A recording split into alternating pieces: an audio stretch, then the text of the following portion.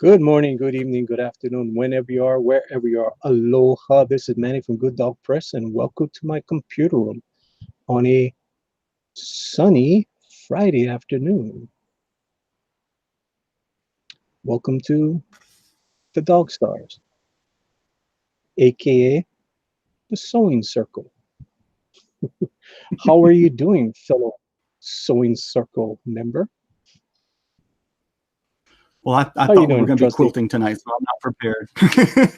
Oh, oh no, no, no, I'm doing no. fine, Oh my Manny. Lord. You're doing fine. I'm doing good. I'm doing good too. Had a wonderful day. I took the day off. I did some Oh, skunk nice. girl. Yeah, I did some skunk girl. There was a few pages that I forgot to give to KG to do some flats. I'm like, oh no, I need to catch up on 3 pages. So I've been All right. doing those flats today. I get, and that's another reason why I took the day off. Give me some time to catch up on some of the coloring and little editing on Skunk Girl, which is doing great on Indiegogo. Please go on check it out, people. If you guys haven't yet, we're doing great. Picked up another backer today. Nice. It's hmm. I'm still looking at my iPad, seeing when the hell am I gonna go live? Still not showing live on my iPad. Slow today. We are supposedly live right now. I've got it pulled up on my phone just You got to pull up your to phone, see. lucky guy. Yep. Let me go try to pull it up on my phone. Just want to see if anybody's in the chat. If anybody's got any It might just be you and questions. me. Just us. Oh, that's so It might be. sad. If we're both That's so looking at it to see sad. if anybody's here. That's pretty funny. I know. All right. Oh yeah, we are. No, there's 2 people watching. It could be us. I know. Quick, pull it down. Let's start over. Could be you and me looking at it. All right. Oh, let me go white box myself. We got Tank in the house too. How you doing, Tank? I'm all right. How are you? I'm doing fine. We will get to the festivities after I do my little monologue. Hopefully, you guys can bear with this monologue. It's gonna be real fast, real simple, real fast.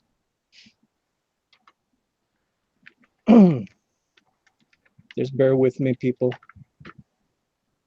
If you guys follow our little community here, we're a little community. Things get around, videos go up on YouTube, videos come off of YouTube. Interesting to say that. In the description, I put in the description a whole bunch of links to a whole bunch of videos. Those videos have been a subject of another video that was done on Wednesday. I'm not going to talk about who did the video. You guys can go click on the videos and go look at it yourselves. You guys gonna make up your own minds. All right. One video is from Wednesday, another video is from July 7th, which was an auction. Please go check out that video. Another video was from July 1st, right after I did my launch party for Skunk Girl. Highly successful. In 29 minutes, we hit our goal. Our goal was to get the comic book out to as many people's hands. Doesn't matter if we sold 20 copies or 100 copies, we're going to get Skunk Girl out to those people. So hitting our goal in 29 minutes was amazing. And I thank all the people That that's was a on this fun panel night. right now. It was a fun night. It's a classic way of launching a book. Everything didn't go right. So if you guys want to go watch that video, it was fun. There's guarantee you're gonna talk about it. It's like, what a boomer. It happens. Stuff happens. That for sure happened on that night. So that there's that other video that happened right after I did my launch party. And then there's final video on there from February 7th of 2019. You see that February 7th and the July 1st videos? I've never watched. I've never watched it, and I refuse to watch it. But you know what? Who did watch those two videos? An 11-year-old son of mine watched them, and he told me what was said on those videos. Thank you. That's all I'm going to say about those videos. So you guys in the chat, go watch those videos. Make up your own mind. There's no drama here on Good Dog Press. I give you guys the facts. You guys go make your own conclusion. Okay, now this is the reason why I'm going to do this monologue. In the video that was done on Wednesday, I didn't really care what was going on. Like I said, I hardly ever watch this person's videos. Unfortunately, there was too many people came at me and told me I need to watch this video. So I watched it. I mean, it was one person in particular sent me the link. This person never sends me anything. So when he gives me a link, it kind of perks my interest. So I watched the video. What I didn't like was he went after the people that I hang out with, the DogStars. He didn't mention the DogStars by name, but he did call us the sewing circle. Okay, that's cool. Unfortunately, he had an adjective for the sewing circle. He called them mediocre. Mediocre artists in the sewing circle. I'm going to be truthful. Everybody who watches my show, you guys watch my show for past weeks or whatever, you guys know who is in the sewing, who is in the DogStars. It's pretty obvious. You know, you see on the screen right now, those are the DogStars. Go DM them, ask them. They'll say, yeah, we got the receipts. they can't say they're not. I mean, I could screenshot my DMs, but I'm not going to do that. I think that's not very good for me to screenshot DMs. I would never do that. But this is from Twitter. You know, I just, you know, cut and paste. These are the DogStars. Let's see who's in the DogStars. Let's see how mediocre these DogStars are. We got Jiminy Cricket, amazing mod for a whole bunch of people. He does a great show. He does all this artwork. He did a skunk girl that was so amazing. I bought it from him. I loved it. It was the winning piece of artwork for the Unbreathable Skunk Girl fan edition a few weeks back. Nice guy. Totally nice guy. Yep. We got Shinobi Raccoon. Guess what, Shinobi Raccoon? I've got. He's going to be doing a backup story in Skunk Girl. He's going to be introducing his character, Blossom, to everyone. He's Skunk Girl. Skunk Girl is funded. It's a successful Indiegogo campaign. We got Scalpel Zero. Everybody knows who Scalpel Zero is. That's Tank Ferret. Not only he's the artist on the variant cover, he's also my art director. He's the guy behind the scenes telling me that piece of artwork sucks. We gotta fix this. We gotta fix that. Let's change the word around. So he's been working hard behind the scenes. He's on a successful Indiegogo. We got Ogre King. He works in the industry. He does all kinds of stuff behind the scenes. All right. Slick Jimmy. I don't know why it says Skunk Girl there. It should say Little Girl Lethal. Slick Jimmy, successful Indiegogo campaign. Awesome guy, fun guy. You ever go watch his show? He has a show, Cheesecake Challenge. Go check it out sometimes. Amazing. Trusty sidekick. Worked in the industry for how many years? Drawing comic backgrounds and stuff. And you see him doing a Skunk Girl today, right? Ryan Cardinal, successful Indiegogo campaign. Caius, it's on Indiegogo right now.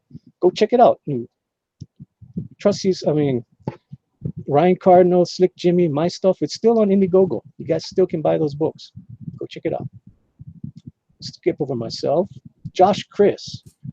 Josh Chris has been working for Upper Deck. He's been doing all the sketch cards. For how many times he's done those things? He works in the business. Pablo Romero. Enough said. Pablo Romero, amazing artist. Oh man, Amazing. I don't think anybody calls Pablo Romero mediocre. Are you kidding me? Matt Cosson. Beautiful, nice guy, nicest guy I've ever met. I mean, people say Good Dog Press is a nice guy. Matt Cosson makes me look bad, okay? Matt Cosson is such a nice soul. He was on a successful Indiegogo campaign agenda. Unfortunate things happened. His partner passed away. Hopefully they'll get back on track. You know, best wishes to the family of James Hudnall. All right. KG, the Mighty Wrench. Come on. That is one of the best mods in the business over here. I mean, KG is up there with Thundero and Marcus Givens. These guys are amazing when they do their mods. We got Dina. She's been on a successful Indiegogo campaign.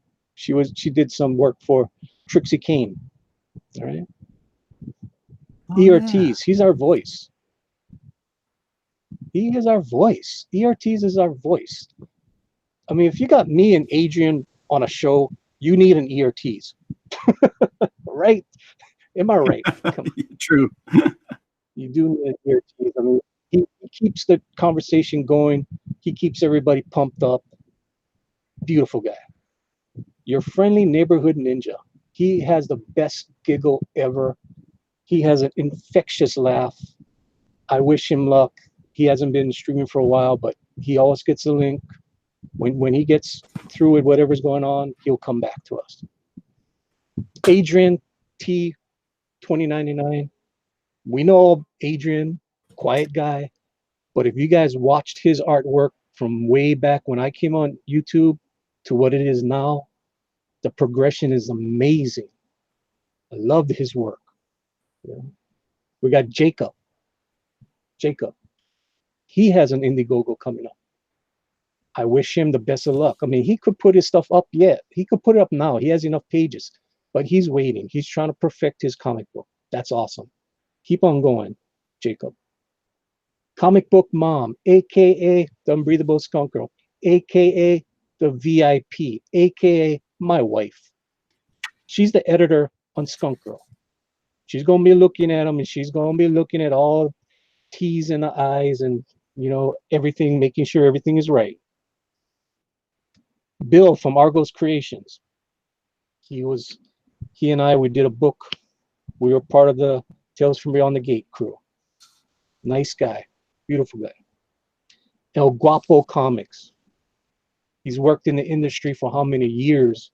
Geez, decades. He has Indiegogo going right now too. Go check his stuff out. Chongo. And Niobe, Larry Higgins. He's had 5, not 1, not 2, not 3, not 4, 5 successful crowdfunding campaigns. This guy has been around for a long time doing this work. Amazing guy. Right now he's doing a stream trying to promote his work. You know, Godspeed to him. Awesome. Now the one guy who's in the DogStars, and you guys are wondering what the heck, it's Risey Lee. Risey Lee has been in the DogStars from the beginning, way back when. Risey Lee, he is a #1 Skunk Girl fan. He used to come on the show all the time and put in his 2 cents. He's funny. We need some comic relief, you know, so that's why he's in here. He's part of the DogStars. That's the DogStars, people. You guys see him on my show all the time. This is the sewing circle. That's what we were called. All we do is help each other out, get our books better, make ourselves better. Tank tells me when I'm screwing up. I look at Trusty's work, and I look at his lines, and I learn from him how to make better lines.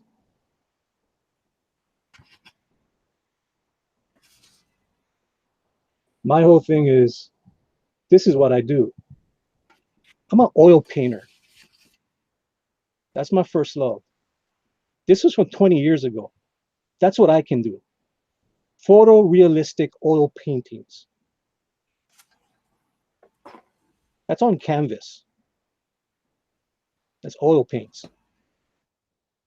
So I need people like the DogStars to teach me how to do comics better.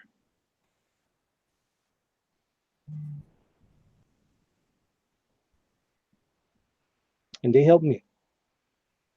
And I love them for it. And they're the reason why Skunker is so successful. Because I'm surrounded by some great people.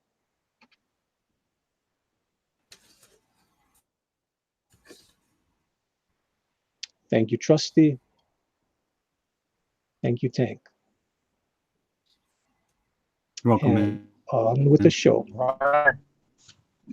On with the show. Different. A man with a tape recorder up his nose. And of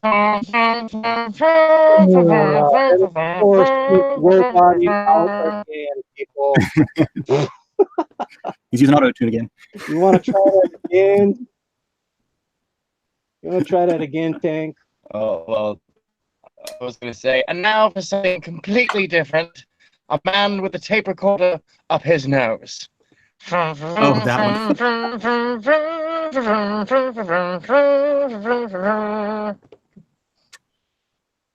Thank you. Thank you. Okay, the real Dr. Venkman asked why. So who called you guys the DogStars? The reason why I came up with that is because I already used Doghouse and I didn't want to use Dog Pound. So I'm like, I'll just call ourselves the DogStars. It's just for fun. Doesn't mean anything. And Like Dr. Rockstars, Venkman but says, dogs. It's because of yeah, how pretty serious much. we It are. was just a play on words. Yeah, it wasn't like, oh, we're gonna call ourselves stars. No, it's just whatever is what else is out there. Oh, there's Dogstar. That would be a pretty cool thing to call us. Yeah, so that's what it came to. Who else is out there? We have the Unbreathable Skunk Girl says, I'm driving but listening. How you doing, honey? The VIP was in the chat. We have, like I said, Dr. Vinkman is out there. Great. We have Lorenzo Sleestack out there. How you doing, Lorenzo? And Trusty said, and then we have a whole bunch of other people that we don't know who's lurking out there. Who's watching? They're watching. Shadows. They're watching us. They're always watching. I always feel like somebody's watching me. No privacy. Whoa. Whoa.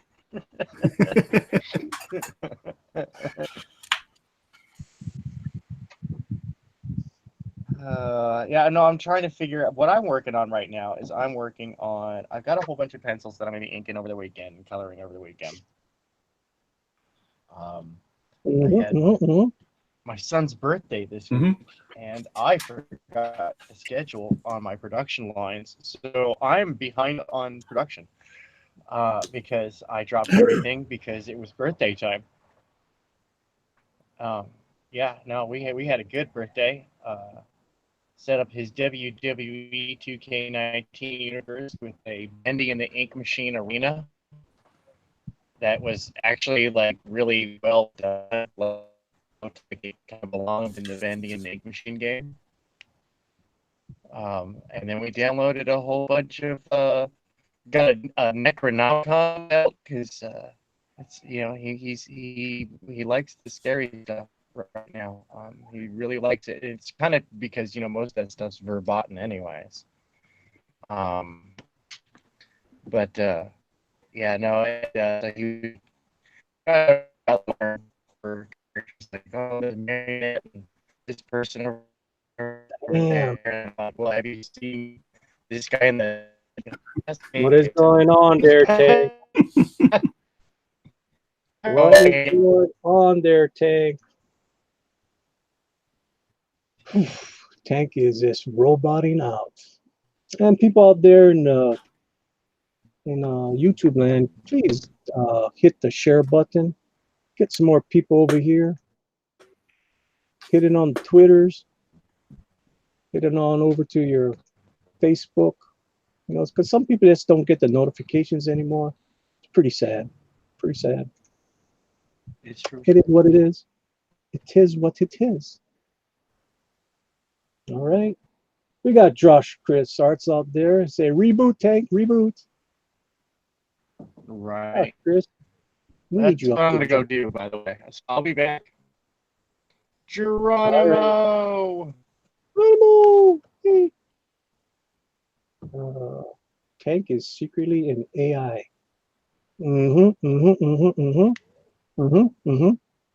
I agree with you, Dr. Vickman. Oh no, you send the link and she appears. How are you today, Poppy? I saw Trusty. Yeah. Show Trustees, please. Just for that. Okay, good. Make sure you show Trustees. You know, I think can't you white box if you want to see it? Yeah, can't you No, click on it?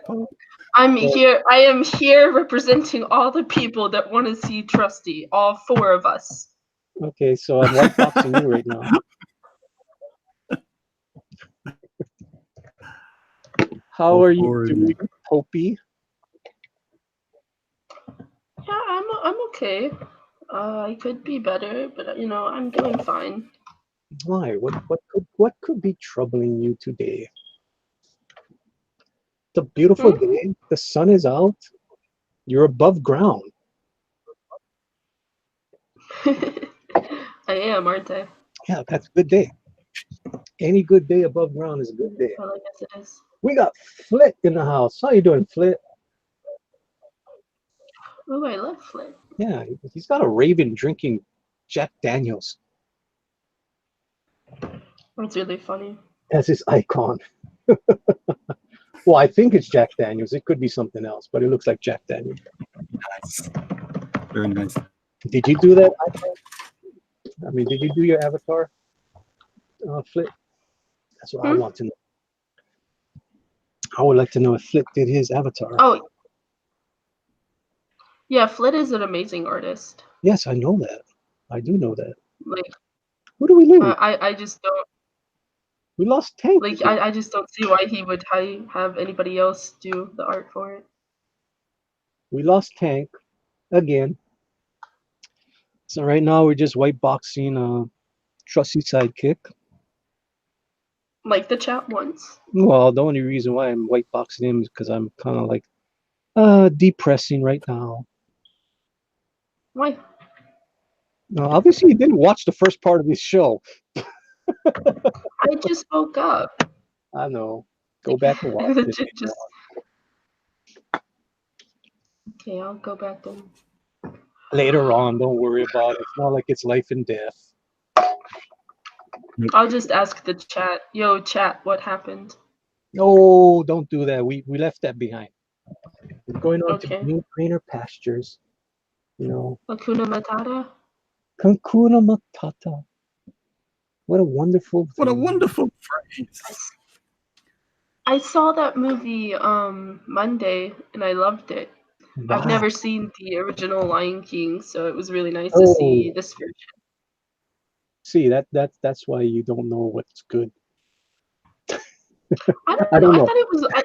My only problem is that they focus too much on like a bug rolling around a wad of poop. Like that's really the only thing that bothered me.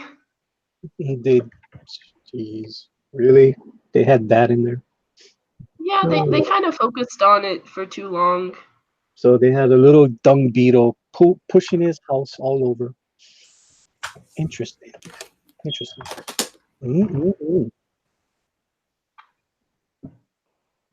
What size of pen are you using, Trusty?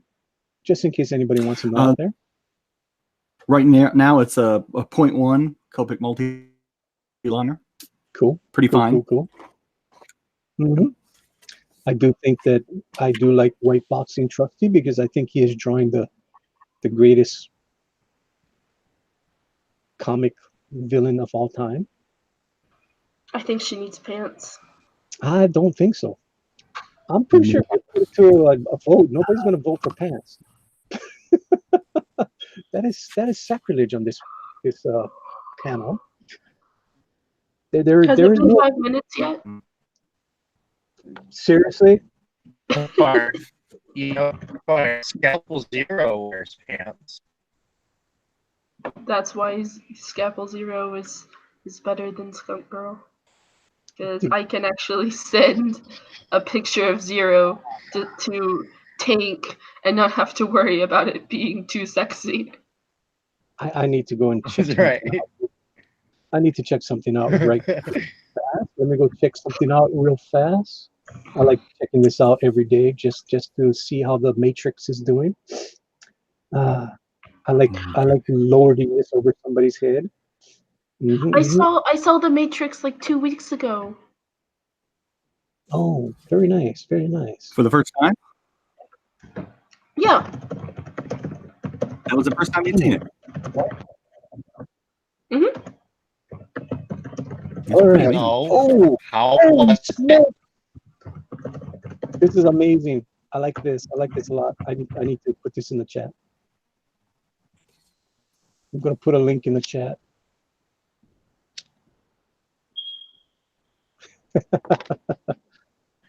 If you guys have not seen it yet, please go on over and see this amazing update of the Skunk Girl teaser trailer.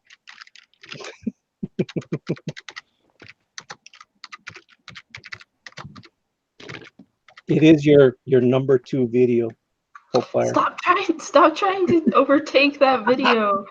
I really like. I'm a Titans channel, man. It stinks that my biggest videos are Young Justice and Skunk Girl. It's Oh, I think I just made a pun.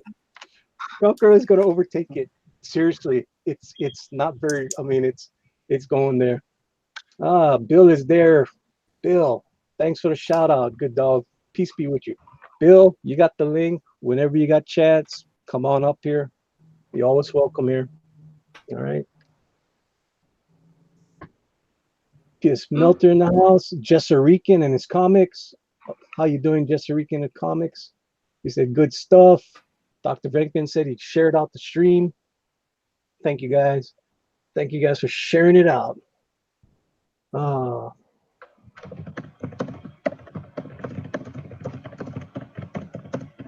Fit wants you to put a new battery in your smoke alarm. All right, I'll be right back. It's been beeping for more than a week. Does that make any sense to you, Popey? Yeah, apparently that does. Good one, Flint. That's good looking out. See, that's friendship right there. I know. Folks, remember to change the batteries in your smoke and or carbon monoxide alarms. We got Santa Raven the champion. Is in the house saying kick Popefire. Hail What a surprise. She'll be kicking herself soon. You know her, she can't stay with us for very long. You know, anything over 5 minutes, she gets agitated. You know. She's just lucky that down. I know. Yeah. Yeah, it's funny. The Skunk Girl teaser trailer improved is 500 views. That is amazing, people. Thank you. Keep up the good work. Keep up the good work watching that, because I want that to be her #1 video on her show, on her channel. I tease her every time. It's just it's cool. I mean, she did it as a joke to poke at me, and the joke's on her. It's actually very popular.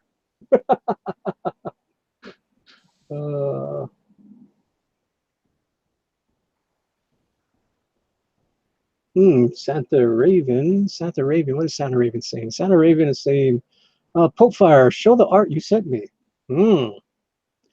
What could she have sent him? And Bill said, busiest time of the year with the job. He'll be back soon. He'll be up here with us. He was working on a whole bunch of Skunk Girls. Yeah. Good stuff. He was working on one skunk girl that looked exactly like the one that Brad did on the drawn and quartered fan edition. You know, I mean, not exactly the same, but same pose and everything. You know? I mean, it was a dynamic pose. Do you have JPEGs of all of the ones from the fan edition? The only I got is I only got whatever's from I could get off of Twitter. So they're not super nice. You know, it's whatever you can get from Twitter. You know, whatever I was just thinking you could share them with the audience. Sure, I can do that. Sure. When did I ever listen to Pope Fire anyways? Huh? Huh? What did Pope Fire do? Pope Fire didn't do nothing.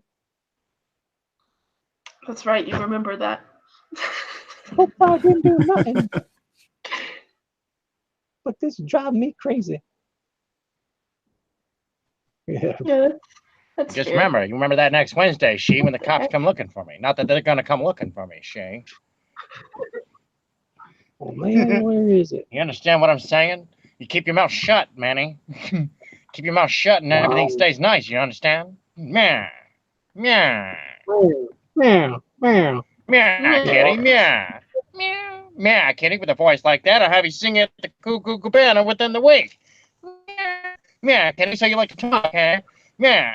Meow. Meow, kitty, I can't stay mad at you. Love you, kitty. Meow. Yeah, unfortunately, nobody knows that reference except you and me and Trusty. Yeah, it's like an Yeah, old person yeah. thing. Yeah, you know, back in the day where It was an pretty old awesome. person thing when I was a baby. All right. I know. Yeah, it was Oh, way so old. it was Far like removed when from dirt in was history. invented? Oh Lord. It's back when the whole world was in black and white. Oh Lord. Back when dinosaurs roamed the earth. That was Mhm. that was when you were born, wasn't it, Trusty? Mhm. See, Oh, a lot of there people is- have this Okay, misnomer that I when help. we were kids, there were dinosaurs. No, dude, they were wiped out by then, man. World War II wiped them out. No, man. And the last one were picked off by Vietnam. No, we had to deal with contend with saber-tooth tigers and woolly mammoths on the way. I rode a woolly mammoth on the way to school. Yeah. Back when Totally you had different time. when you had to walk 2 miles to school. Hey, No, hey, seriously, hey. I used to walk 3. No, I used to walk to school too. There's So. nothing wrong with walking to school, people. And one day Nothing. we were in the middle of a cold snap and it was snowing. So instead of taking the bus, I walked uphill to school just in the hopes that when I walked home uphill, it would still be kind of snowy, just so I could tell my grandkids, back in my day, we had to walk uphill. We'd walk to school uphill in the snow, both ways. All right. It's those opportunities you get, man. You gotta strike them. That's right. This is the newest addition to the wall. This was done on Oh, gosh. Shabby's stream. I don't know why he did this, but it's funny as hell when you think about it. It's topical. It's topical. It's funny. I mean, it's now. I mean, if anybody looks at it like 2 years from now or a year from now, they're like, "What the hell does that mean?" Exactly. Skunk Girl bathwater, $15,000. That was cute. That was definitely cute. Was there anybody in particular you wanted to see, Trusty? Oh, No, I just this is want Vic King to Art. see them all. Oh no, man, I didn't. That's right. Vic King Art did do one of these. If you keep going left, there should be a real nice one from an inspiring artist. I'm actually buying a page from Vic King. The extractors. Awesome. There's a page that I told him I was really interested in, and he gave me a price, and I'm going to get it. Awesome. Yeah, really good, beautiful page. Yeah. If you guys go look at the Indiegogo, you'll see the chainsaw page. That's what I bought. Oh, that was cool! Awesome. That was a really nice plasma chainsaw. Yeah, arm? yeah. Is that the one? Yeah, I Yeah, love that's the one that. that I'm he's like, dude, that ripping is the so person cool. in half. Rotating magnetic with a plasma, so that it varies. Like, the temperature varies. You gotta think, variance is all a matter of relativity in physics. So a plasma chainsaw is actually a pretty keen sci-fi idea. I geeked out on that. I'm jealous of you, dude. That's pretty cool. Yeah, it's great. So I'm gonna have to go ask him about this skunker also. We have Erotinus Flash or something. Something Flash. It starts with an E. Oh, Rodimus. Rodimus Flash. Yeah, yeah. He's very prolific. He did that. I do like this Alan Alonso piece. I don't know why, but whenever I look at it, it's like it's the Three Stooges. It's so freaking fun. I love those skunks. To me, the skunks remind me of the hyenas from the first Lion King. Oh, Oh yeah. true.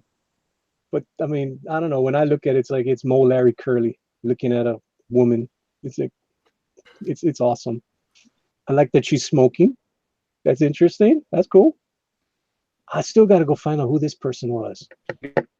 Yeah, don't know. I got to go look on Twitter. Get the person's name. Here's more of Flash. Flash draws a lot when he does those drawn in quarters. Here is Eric Hawkins. Awesome. He did it color also. I got to get the color version of this. Cool. This is Turtle something fish. He does all these interesting 60s psychedelic coloring book kind of deals. It's Pretty cool. pretty Oh cool. yeah, no, I love that one. I love that one so much. Walking on the Turtle. skunks. I love I that. love that freaky deaky underground comics, just like complete Dude. oddball stuff. Anybody's drinking right now, no, do not adjust your computer. This is what you're looking at. Really interesting stuff. Zombie skunk And girl, and she's being animated by her skunks ever so faithfully even after death. darn it, who the hell was this guy too? I gotta go get his name. Really good stuff. Starts with an M, his last name. Oh man. Yeah, I need to put it on here. Their names. That way when I look at it, I can tell you guys who these people are. Cool stuff. Here's more Flash. I know Pope Fires is waiting for that. Gotta hide that one. More Flash stuff. It's pretty cool that he's got Bobs and Stinker Light. Yeah, I love that one. That's true love right Stinker there. Light. Okay, now we get to look at this. This is the worst skunk girl ever. I need to I think that's amazing. I Oh, need I to love fix it. this one up. She's Can we get- they came for her when she was doing her her Pilates workout in front of the TV, and so she grabbed her ever faithful little holdouts that were hiding under the nightstand. She's about to tell people to get wrecked. Actually, it was gonna be she was a Starbucks employee. Oh, okay. See, that works too. Yes. Oh, Yes. we do have another big name in our chat. Aloha, Edwin. How are you doing today, Edwin? Hey, Edwin. Edwin, yay!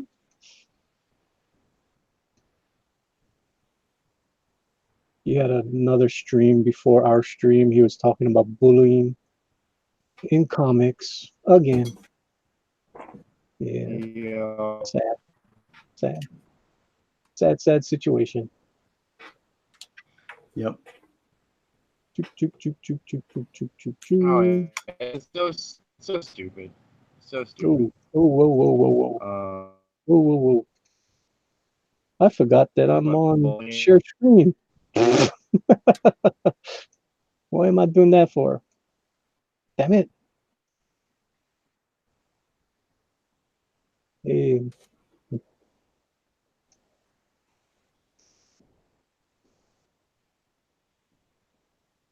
go.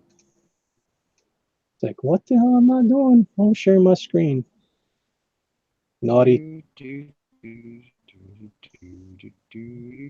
Where did Profire go? She ran out of here.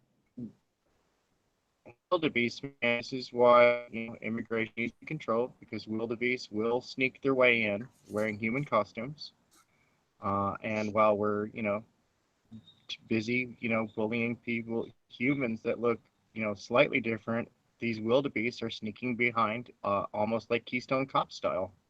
It's a travesty, and we need to have a conversation. Darn it! I almost made it through with a straight face. Really, Darn it, I was so close. I was on like the last sentence. We'll try that Mind again you, next moose week, bites folks. can be very nasty. Continue to try to That's something some of my friends and I used to do. We used to come up with like, dude, come up with the most ridiculous story and then pass it off like with a straight face. It's just something just completely clown-shoes. Like wildebeest sneaking into your country to eat people. Which I imagine like this Far Side style comic where you got like wildebeest, with like Groucho Marx glasses on and hats and long coats, while some granny's getting scanned, because she's a potential terrorist.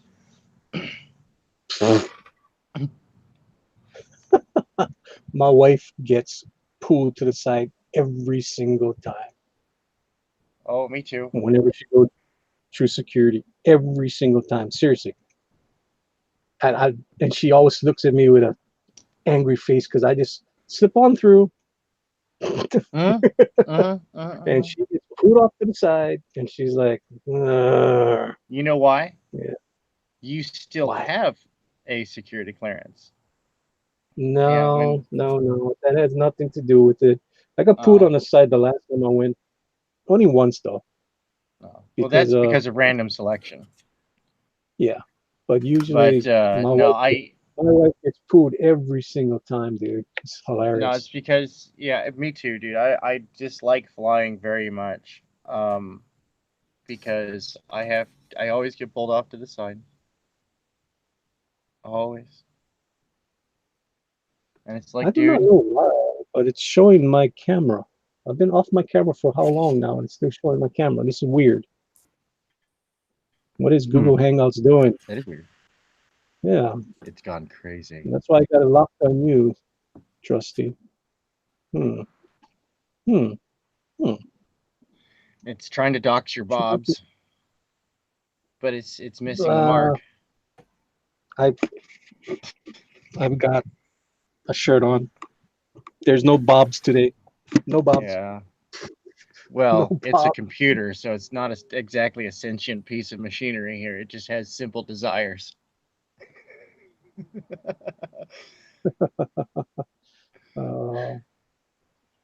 It just knows it wants bobs. It doesn't really understand anything beyond that.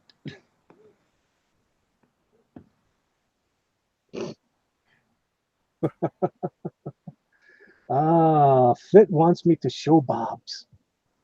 Well, See? I would show bobs if the darn. It's funny. Oh, great. Now I'm looking at what the hell it's showing. Showing me picking up my damn thing. You guys are looking at my arm and stuff. It's like, oh, giving you guys a little free show of my arms. Yeah. Show us that arm hair. Maybe we'll get some elbow. Want to see some arm here? There's some arm here. Oh, Lord. Oh, no. You can see my bicep. Damn it. Old man biceps. Old man biceps. Old man biceps. That's what they're going to call Risey in another 60 years. Oh, No, Risey Lee, no relation to Niobe Lee. Available on Indiegogo right now. Go check out the phenomenal re-release of the first issue. A second printing with a special variant cover. It's absolutely phenomenal. Go buy it now. Dude, this is seriously. I'm going to go up here. I'm going to click on this. Okay, this is what you do. You hit the application window. I'm going to click on Clip Studio. I'm going to share. Okay? That's what I'm supposed to be doing. I'm supposed to be sharing this. But whenever I go back to the Hangouts, let's see how long it's going to take before it goes away. All right. Okay, finally it's back. Yay.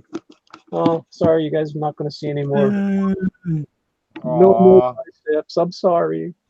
It's actually working now. That's unfortunate. What the hell did KG retract? Old man Bob's? Oh no. What the hell did you do, KG? I forgot to talk about KG. KG is not only the Mighty Wrench. KG is actually. Did I mention that he's doing the flatting for Skunk Girl? He's actually doing the flatting for Skunk Girl, and he did such a great job that people are actually having him flat their stuff too. That's pretty cool. No, KG very much learned the art of flatting very quickly. He took to it, and I'm impressed. It's not the most glamorous job, but it's a job that you need to do. You know? Oh gosh, yeah, you do, and it can be tedious. We have Maranya in the chat. Maranya. I just noticed that. Hello, Maranya. Hello. Hello, Maranya. You guys are weird. You want to see my bobs? What is wrong with you? Who doesn't want bobs? I remember one time I made a comment as to I was actually not attracted to Kim Kardashian, and my gay brother looked me square in the eye and goes, "Oh, please, no one's that gay."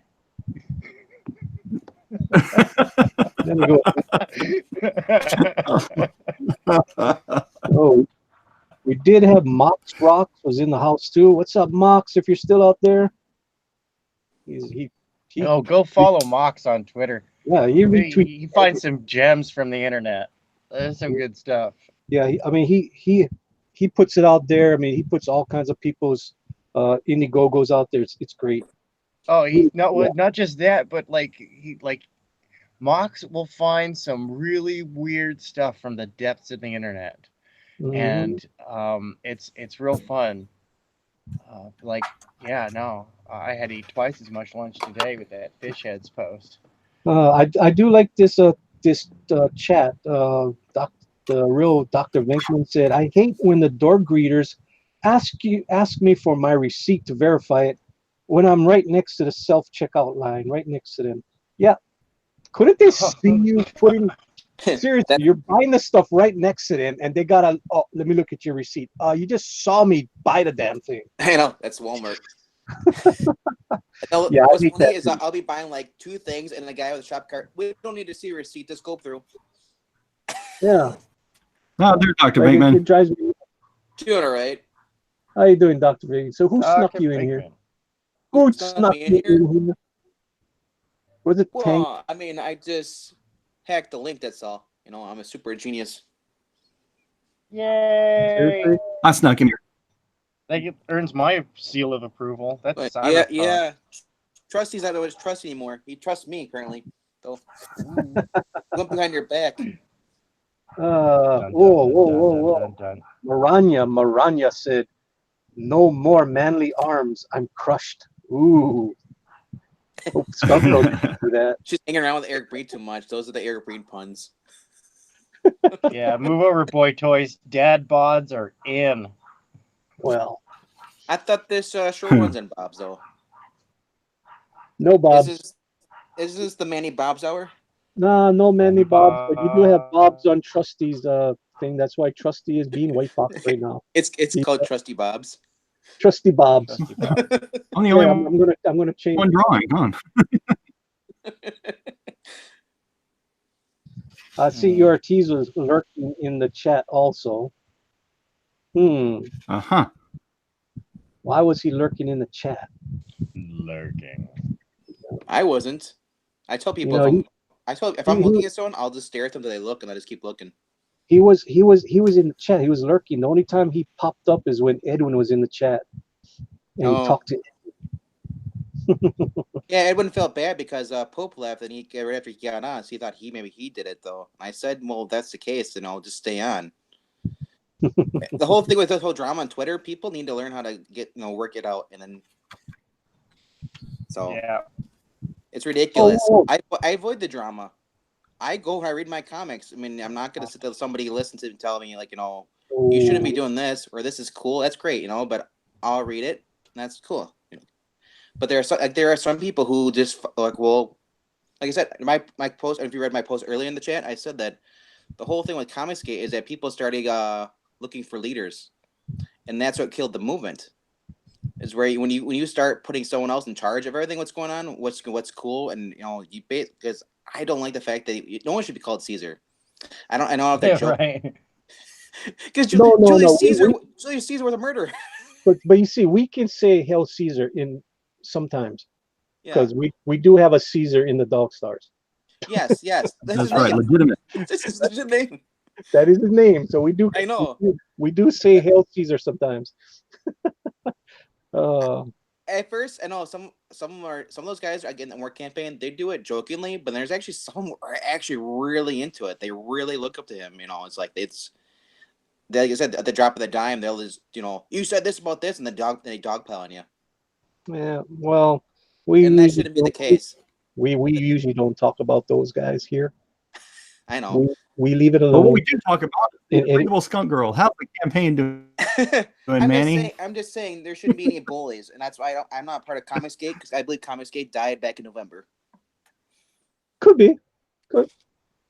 I don't know if whatever. What is Comicsgate? Seriously, what is Comicsgate? Well, from my gathering, when I joined back in November on YouTube discussion and everything, it was supposed to be about consumer revolt, where we're sick of all the bad comics, people putting out horrible comics to push agendas.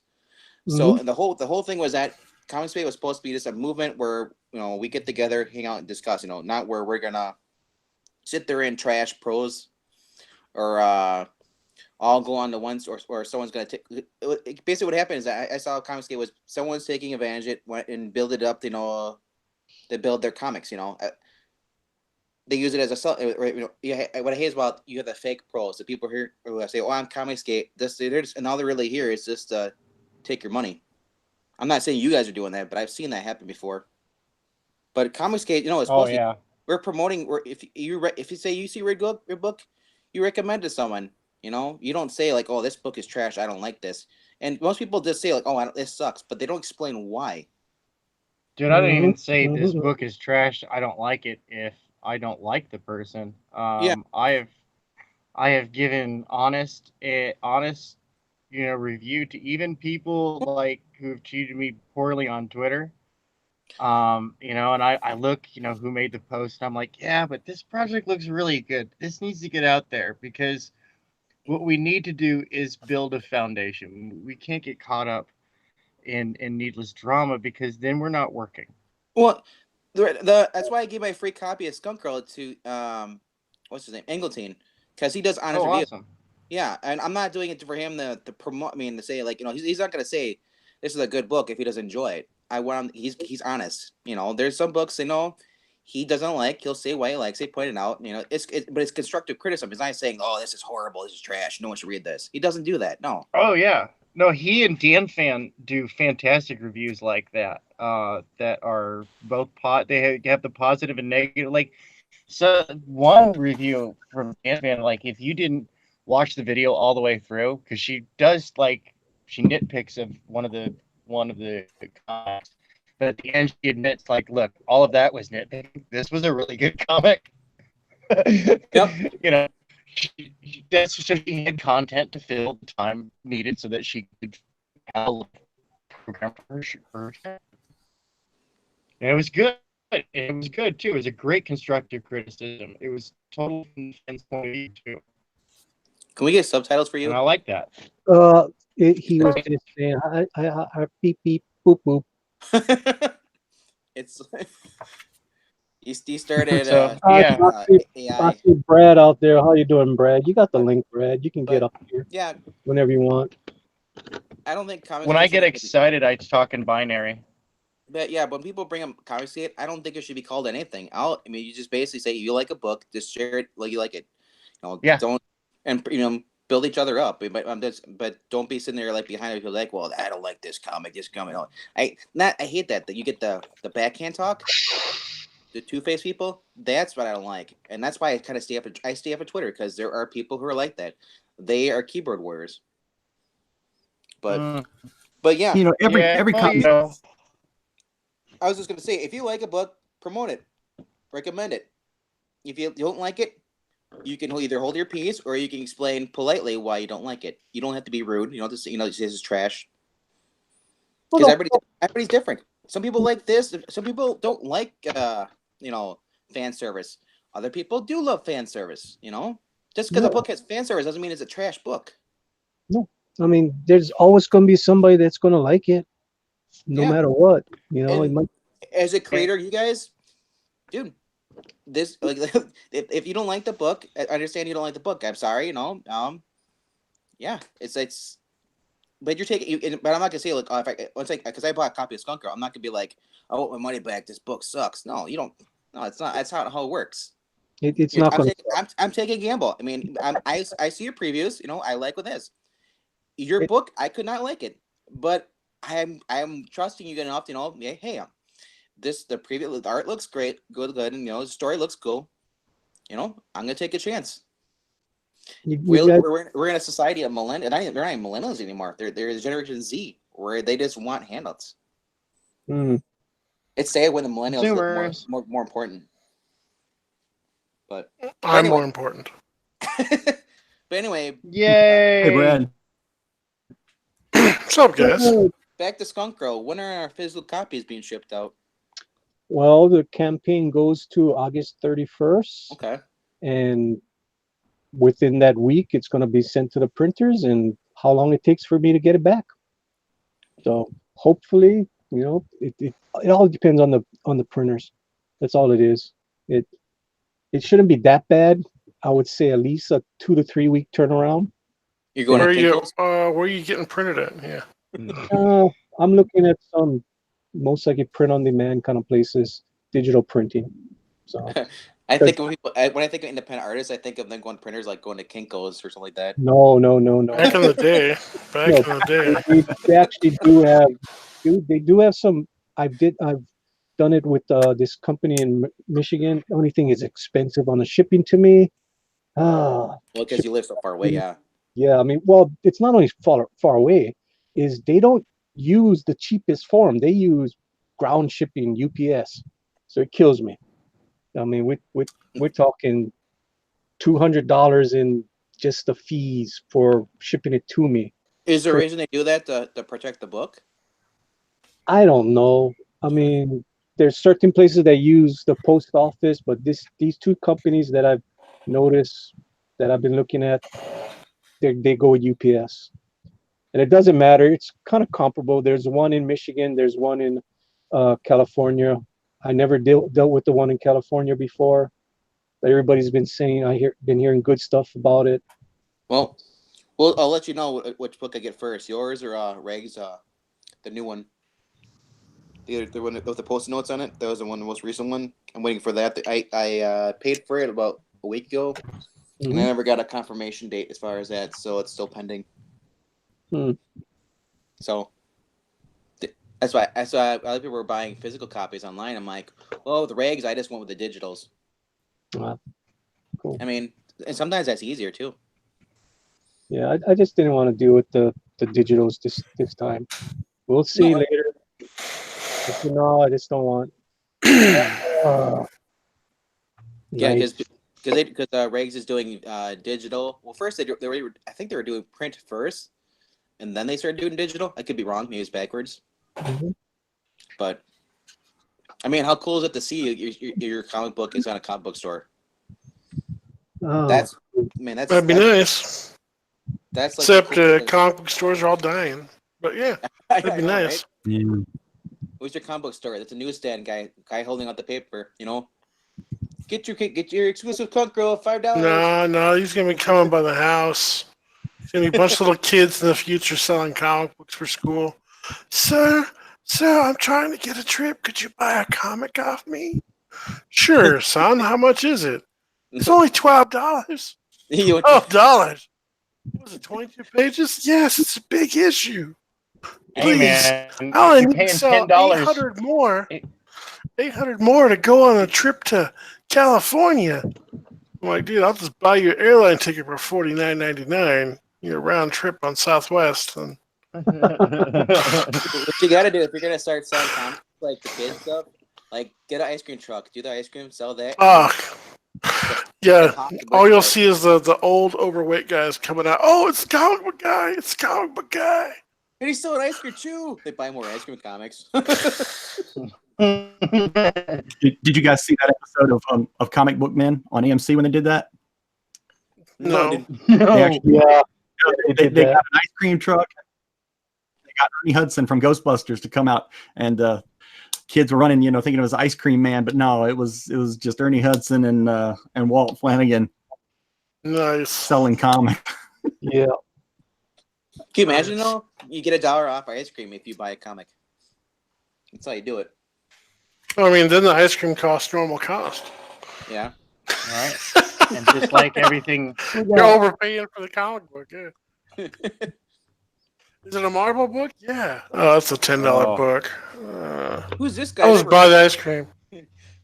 What I always love when you go to certain places, fairs, you see like the illegal comics, the ones that are like the knockoffs. yeah. Is it Spider-Man? No, it's not. It's some other guy. Oh, you're talking about the toys? A Yeah. Raccoon Man? Yeah, the dollar store? Yeah, man. I've been at places like the we have our state fairs, or sometimes I've been at like this county fairs we have, and like the guy selling the really old video games, he's hawking all that stuff, and then he's got comics mixed in, real old comics, but then he's got these other comics you can tell they're like knockoffs. They're like either they're traced or the titles changed and everything, and they're trying to sell it. You should look up the Chinese version of Star Wars. Because they sent over the script with no art. The guy to come up with everything on his own. The designs and everything. So it's pretty trippy. Can you imagine what the Wookiees look like? I don't know. I never saw a Wookiee. I saw like Darth Vader. He looked pretty dope. Mm. You know. We got Red Kryptonite in the chat. How you doing, Red Kryptonite, tonight? Amazing, awesome. Maranya, she's been with Comicsgate for a long time. Yep. She joined up in 2017. Oh. Wow. You pulling out our Comicsgate credit cards? Or... Wow. Well, I can't pull that card. Actually, no, I think that's when I started listening to the stuff. That's when I started to get back into enjoying the comics. Yeah. Up there, but I wasn't into Comicsgate or anything. I mean, that came in 2018 for me. So, and then I got outed when I was on a stream that I was Comicsgate. Oh no! What? You're CG? Oh, yeah. Dude, I was, dude. I was asking me point blank from when I was on a live stream with Edwin Boyette. Nice. This I is would have said the void. I wouldn't have said I'm not Comicsgate, but I'm about for the consumer. Buying what they believe. Yeah. Dude, back then it was a good concept back then. It was a great concept. I mean, it is what it was. I mean, I didn't, I put up 2 videos on YouTube. One was a speed drawing of Sashi from Jawbreakers, and the other one was a speed drawing of the Comicsgate Alliance. Yeah, kind of hard to run away from that. Well, I look at it. I look at it when people ask you that. It's like it's someone asks you if like you're a conservative or Democrat. And like no, I'm just a person who wants to be treated fairly. I want to be respect. So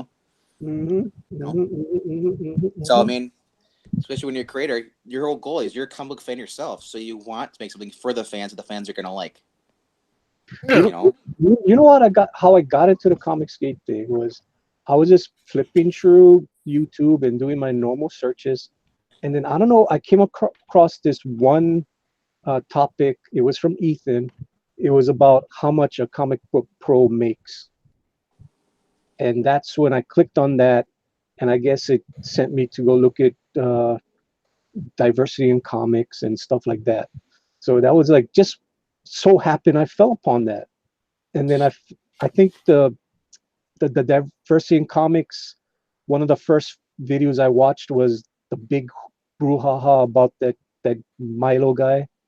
Yeah. With the Spider-Woman. So that was my introduction into comics. I'm like, well, what's going on? What's going on with comics? Because I was at the time getting ready to do my first con, and I'm drawing all these sexy ladies. I'm doing all these sexy ladies, and I'm hearing people are getting crapped upon at cons for making sexy ladies. I'm like, what the hell is going on? Because I didn't buy comics for a long time. So I'm like, what's going on here? I mean, I went to the Comic-Con the year before, and I told myself, why can't I can do this? I can have a booth. Why the hell don't I have a booth here? Yeah, you totally can. I didn't believe myself either my first time. I had my mentor got me the booth and said, "Hey, you're going." I'm like, wait, what? Yeah. He's like, dude, you're going. Yeah, like, okay. And then you do the Comic-Cons and you find out it's not that special, people. No, it's not. Yeah. It's like, oh yeah, I want to do it. And then it's like, if you want to make money, though, you got to stand out. I thought sure. didn't all start in 2016 when they started doing the Bobby Morris "I Speak About My Feminist Agenda" and all that stuff. I don't know. Or was that all new Marvel that created this? My first show was 2013, so that was before. So.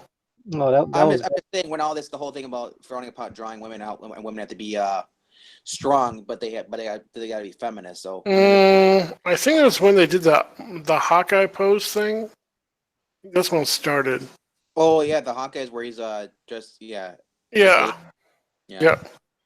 Where they had him like in female poses for everything, So that was Ultron, wasn't it? Around the age of Ultron, they did that.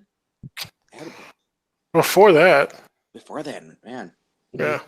It all rolls together to me after a while. Yeah, it just little by little adds on and adds on and adds on. And... It's just sad that it feels like it's been like this way forever. All right, we got Comic Book Bob out there. He's saying, "I'm at the gym. Entertain me." Shut up, Bob. We had Bob. I'm dancing. I'm dancing. Enjoy the dancing. Well, I know Bob. He's a good guy. He knows what I mean. You don't go hard at my chat, but damn you, Brad. I'm not going hard. I can go hard. Oh Lord, why are you doing that, Brad? That's why you invited me on, man. You got the link. You're on the cover. You know. I know. Yeah, you invited me on. He's okay. He's more tamer than some of the people I've seen on streams. There you go. He doesn't know me very well, does he? Oh, you don't know Jay Fairclough. He doesn't know me very well. Oh, we don't want to say that. Don't ever say that on my show. Don't be saying you don't know me, because I don't know you. That's very bad memories, right, Tank? And Trusty. Oh no! See, for me, it's hilarious because all I think is like with the constant teenager, and she goes on the talk show. You don't know me, and the person from the audience only knows her. Oh, okay, well, you know me. You know me. Why don't you cash me outside? Well, I can't. I don't even know what he's talking about anymore. Oh Lord. Cash me out, bro. Cash me outside, girl. No, cash me outside. Lorenzo just noticed that he got drenched. Oh. Welcome to the club, Lorenzo. Dude, everybody's getting drenched. Second wrench apocalypse. If your name Lorenzo, is not King Marcus, you're not going to have a wrench. It's gone. The wrench is becoming... okay. He's back among the common people like me with no wrenches. Yep. So, did you guys see? I assume you guys were talking about Edwin's stream earlier. No, I did not see it. I know I saw the title, but I was getting ready for this show. Oh, okay. Yeah. If it's not controversial, if it's not drama, you can talk about it. If it's drama and controversy, Oh, it's all drama. Well, then everybody can go watch that on their own. I was just asking if you saw it. That's all I was asking. No. I mean, we I I didn't watch it either, but I'm thinking Lorenzo he's said he interesting. just unsub. Bye, Lorenzo. Bye, Felicia. I would assume Edwin's his whole stream is about basically just don't be a bully, You'd be right. just support You each know, other. but Aloha. there's some other cool stuff that happened though. But yeah, so Well, he did come into our chat, but he left. yeah, that's what he does. No. He would have stood longer in the chat, but he felt bad because, It was pretty emotional on him. So yeah. I sent him the link, so hopefully he'll come. He's a busy man. He's a super busy man. No, Ed, is he running a comic book or a website? yeah, he's one of the 3 guys who run IndieCron at the moment. We got this Bad Billy Stan 2.9. He said, "Oh my God, rest in peace, Lorenzo."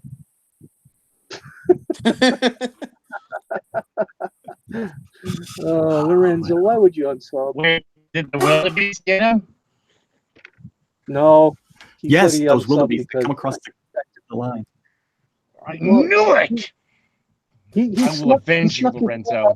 I will avenge You you. know, He and sub because there's no Bobs.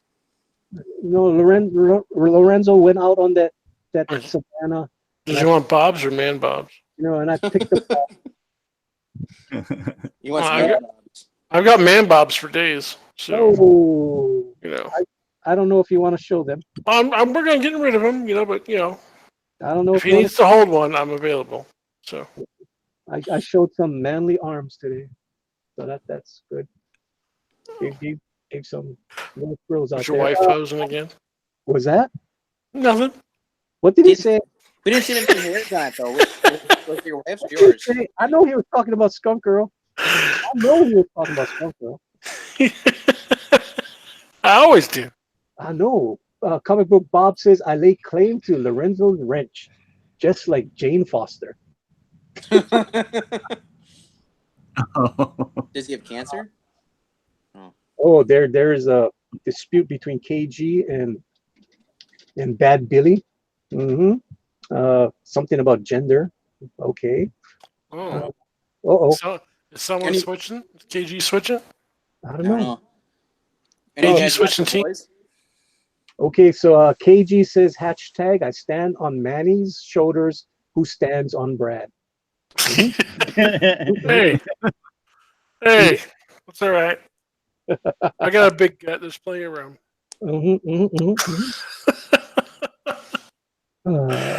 It's all right, man. So has anybody watched The Boys yet? Oh, I'm 3 episodes in. Yeah, I'm like at episode almost 6 now. Okay, so Dude, it's great. okay, yeah. So the non-spoiler review for people out there. It's violent, it's dark, it's twisted. It's funny, and I really like the characters in it. I love the development. I love how evil the 7 are. You know, it's pretty cool. And I'm really liking the boys. It's pretty good. But you just gotta be aware, it's not for kids. Definitely Dude, Oh not. gosh, no. No, I would Oh, say it's there's- better than actually there's Marvel or DC. There's a controversy in the chat. KG, when did I say he was male? I just said Bad Billy stands in the house. That's all I said. I don't remember saying any gender. Whatever's. Did you If I said misgender him, somebody, her, Manny? he, she, it, I don't know. Oh man, you get reported, Manny.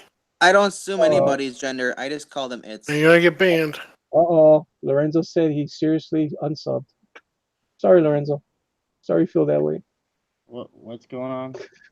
Lorenzo, you can sub to me. Sorry you feel that way about the de-wrenching. I meant to de-wrench you last week when I saw you in the chat. Yeah. Oh. Yeah. It's like musical wrenches here. No, I was just trying to get rid of the wrenches. That's the whole Oh, thing. really? Yeah. Yeah, Manny No, has Gauntlet of the Wrenches. You know, it's a brutal match. It's a life and death struggle. How many wrenches do you have? Or people have wrenches here? Not too many people. Yeah. Yeah. You take them away, you won't give them back. Yeah. What? He doesn't like to play. Yeah. Just keep it with KG, and then if you start to get more people in your chat, like up to 20 or 30, then I can see maybe doing 2 or 3. What you do Yeah, is, more till you pick wrenches is you away. start saying, "Hey, I want to post links in the chat," and then Manny will give you a wrench. But you got to bug him about it, like a kung fu master from a 1960s, Except for me, kung he fu won't let movie. me post my links in the chat. Exactly. I see. That's the thing. I don't want to. He's gonna give me a wrench, and they'll get mad because I'll just be posting Extreme Movie Show over and over again. Yes, I'd be posting World Star videos. Well, Dude, they make you feel better about your shame life. on you. They make you feel better about your life. A Like, wrench? wow. No. World Star videos. A what? World Star. Everybody on there is so ghetto. You're like, wow, my life is not that bad. Wow. It's true. It's true. You want a good laugh, you go to World Star. World Star. Never heard of it. Wow. Is it an You're not anime? black. What is that? What is World Star? Whenever I mean, you guys a chat. I don't know because of Poop Fire, they always talk about cartoons. I'm like, you guys are drawing, so maybe it's a cartoon or an anime. I don't know. Just Google World Star, you'll see it. Might be a bad link. KG, do It it. might be No, a bad link. it's not. It's not. The basic site's just fine. Thank you very much. Oh, the basic site. So there's something else besides that? Well, if you want to click on one of the videos where it says 18 plus, it'll take you somewhere else. But don't do that and you'll be just fine. Okay. Yeah. You heard it from Brad. If you guys go there, you guys go down a rabbit They have hole. like fight videos or stuff like that, public drunkenness or someone picking a fight with the wrong dude. Like Like I saw this big guy. There's a video on it. They had probably a couple months ago. They had this really big guy picking a fight with this little dude, and the little dude was just like, "Oh, leave me alone, leave me alone." And he was just a short little guy, but this big tall dude's like there, like, "Come on, man, come on." He does that chest, puffy chest thing where he keeps bumping into him, right? Like, "Come on, what you got? What you got?" And then the little dude just turns, and he's so fast, one hit right to the jaw. The guy gets knocked out. Yep. Boom. He's on the ground. That's my Twitter feed, basically. I have the one guy who just posts, like, just basically fights. That's all it is. Yeah, I don't like to watch all the fights, but, like, you see people, like, women getting at it, pulling their weaves off and everything. And, the winter bird. Oh, Lord. Dude, it's hilarious. Like, this makes me chuckle because I know I'm not stupid enough to do this over some chicken nuggets. They were a group of people fighting, and this one girl comes up, and she's completely naked. She's the only one. Why are you naked? The only one naked. She's fighting them. So yeah, it's like, why would you get naked in a McDonald's for a fight? Like, what the? What happened in your life? You know what? As soon as we start talking about naked women, look who comes in. Slick Jimmy. Oh, why I not? like naked women. Perfect timing. We know. I think That's why we all you do. came in. How you doing, Jimmy? I'm doing good. I was on Literature Devil's Oh, that's cool. stream tonight. He Dude, he had has me on some as a guy. videos. Oh, that's way cool, dude. I Yeah, love he's his cool. videos. What were you guys Really talking good. about? Just writing and Little Girl Lethal and his endeavors. He's doing a doctor. I can't remember what's the name of his project, but Doctor something. And he's a good guy, smart dude.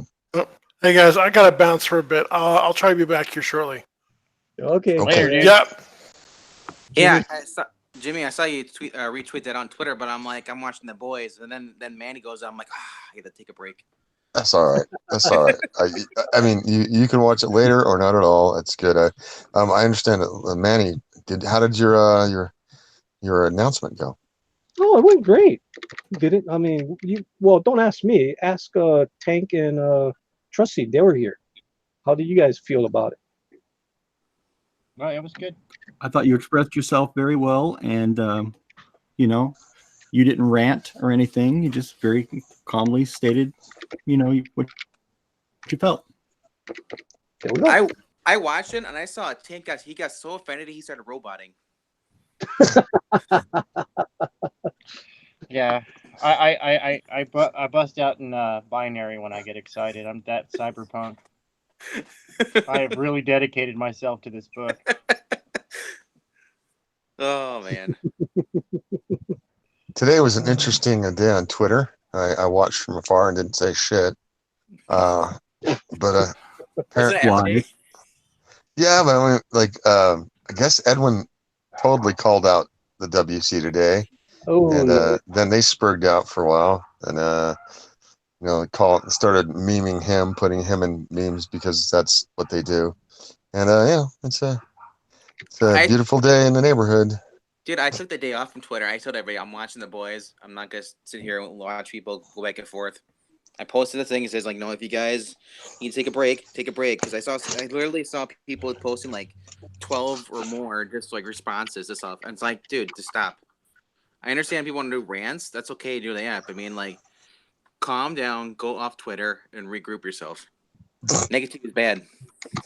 I just usually, when I get annoyed now, which I do occasionally, some days I get really annoyed, and I haven't gotten my electrolytes up or something.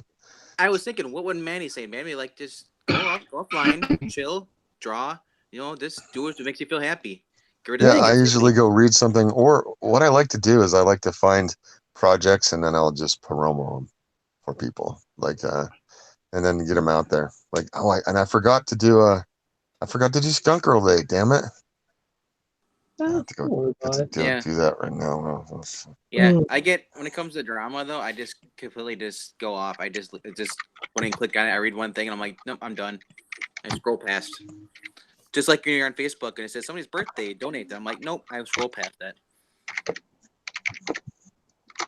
But. Well, I really I try to keep. I don't know if I said this to you before, but there was a time back in my 30s when I used to be on forums, writing forums, with other writers, and they'd have, a forum that was for politics and other things, and I'd just be this major flamethrower in that, I was good to do reviews and stuff for writing for other people, but I'd get on that forum, and this was on several different forums. I just get, it was one of those things you get your dopamine high when somebody replies back and you can lay into them, and I found after a little while, after about 3 years, that it didn't really avail me anything. I mean, it maybe sharpened my writing skill for this sort of thing, but it didn't make me feel any better. And so now, I'm 15 years later, I see on basically Twitter's the same shit, only faster and shorter, more blurby kind of responses. Well, and everybody seems to be assholes now who does that. Well, and that's the thing. They're all keyboard warriors, and I used to get really worked up when someone say, "Oh," and they try to insult me. I get worked up. But nowadays, I just you know what? I ain't gonna fight with this person. Yeah, you and again, you'd think a guy who's 35 that I don't think I was doing it because I didn't really have that thick of skin. I never really got really mad. I just get excited about fucking with people, and that's not a good thing to be. It really isn't. Being, and essentially now we call that a troll. Well, they knew who I was. I had a lot of interaction with the people I was doing this with, because it's kind of a community unto itself on a forum, and people often would get their feelings hurt. I never really got my feelings hurt ever, and then I look back on it and I feel kind of bad about being not necessarily defending my point of view, but being such a jerk about defending it in the way I did. Does that make any sense? Well, just also this. Remember, everything online is recorded, so anything you say can go back on you. Oh boy. But I mean, that's the type of thing. I still believe in the things that I defended at the time. I'm still, I would go tooth and nail over, abortion, Well, yeah, the gun control debate, Yeah, gun control is another one. You can argue with someone about that till you're blue in the face, but at the end of the day, all you are is you got high blood pressure. Right. You're Exactly. I mean, And I'm turning on my different 'cause fan. Sorry, guys. I'm just gonna say you're not. No. I'm sorry. You can argue online is different than arguing with someone in person. It is. I mean, when you're sitting across the table from somebody, say at a conference, where you're having a civilized, you know, talk or conversation about whatever it is, and you're having dinner or lunch or just coffee or whatever it is, usually you can keep decorum. I mean, with a few rare exceptions. But online, it seems like people just let themselves fly off the handle and say the worst shit possible. And again, I know that platforms have tried to, police that, but it's too bad that society doesn't police it. You know? I'm just gonna say one more thing because I feel bad we hijacked the stream. I was just gonna say that. Are we streaming? Yes, we are. What? Yeah. You thought this was a private hangout? I'm waiting for Manny to jump in, and people in the comments said this. No. Yeah, well, okay. So I guess some people heard me talk about war campaign. They know how I feel about You didn't some of their behavior. You didn't say anything. All you said was Edwin Boyer had a thing on war campaign today. That's nothing. That you just commented. Right. And stuff's about there. And like, you didn't say pro or against. All you was reporting that Edwin made a stream. He made it. He did it. He did a thread. He made a stream and then got a meme. Just don't cross the streams, especially if you're peeing. I was just gonna say this for the people who aren't getting notifications on the streams or when they start. Subscribe to someone on Twitter if you have mobile alerts. Do that because Manny will usually post a link in there saying go in 5 live minutes, and then you'll get you'll pop up on your phone, and it'll tell you. Manny, I apologize for hijacking the stream. No. Well, let me go read this from Split before we leave. Split said later all, gotta get ready to stream. Go back Skunk Girl, Niobe, and Little Girl Lethal. The Holy Trinity of Sexy. Yes. I like that. We actually have to do a hangout or something if they're still working for just private use. Mm-hmm. We need to figure out some sort of outline for a short or ash can or some shit that would be fun. Right. You guys should also get Discord if you don't have it because that might be the only way to record then. Yeah, I hate Discord, but I guess it might have to be what I have to do. Well, I don't if you don't like it because there's so many people on there, what you can do is just create a small little group where you're going to talk on that, and then that way you invite whoever, just create a group like a channel. Say we're talking about this, so I create a channel, and you're going to go there. That way no one else tries to jump in voice while you're recording. How do you not to get into the minutia, but how do you broadcast that on YouTube? How do you use that as your? Do you do that through OBS or what? I think you would have to use OBS, but I know that YouTube does connect with Discord. You can connect them, so there might be just a way without using OBS. But I imagine OBS is a way to do it because OBS I'm pretty sure it records no matter what's on your screen, right? I hope so. Manny, aren't you recording this? No. You don't record these? You just go live? Yeah, just go live. Oh. Yeah. This is how the DogStars roll. We just go and whoever comes on and start talking and whatever happens. I mean, you came on, you talking with Slick Jimmy, you guys are going off. Go for it. This is. I don't remember if I said anything bad. No, you didn't. Did I say something bad? I used to be an asshole. That's what I was saying. Me, if you swore on here that I didn't want on my show, I would have. Okay. Don't worry about it. Everything's good. Everything's good. I'm the moderator. Yes. Yeah. Okay, they call me Dr. Drama instead. Okay. There was only one drama. You know that. There's your record's safe. You haven't done that many F-bombs yet. Okay. Yeah. Okay. Only heard one. You did a lot of A-holes and a lot of S-words, but not too many F-bombs. Okay. I'll be careful. I won't say fuck too often, okay? Yeah. At least you didn't say the C word. Yeah. You do that, and I will actually bump you off this panel. Don't Cuneiform? Can you be more specific though? There's two of them. Yeah, for me. Calligraphy? Which C word are we talking about? Catatonic? Crayons? Colostomy? Colostomy. I think that colostomy is it. Hey, paging Michael Hunt. Then Yeah. look over there at the group of cunning linguists. Yeah. I have to tell you a story. There's a story about three brothers I used to work with. One was named Jeremy. One was named Jeffrey, and then they had another. For some reason, the last one was named Michael, and they were all named Hunt. And Michael changed his name to TJ for that very reason, because everybody called him Mike. Yep.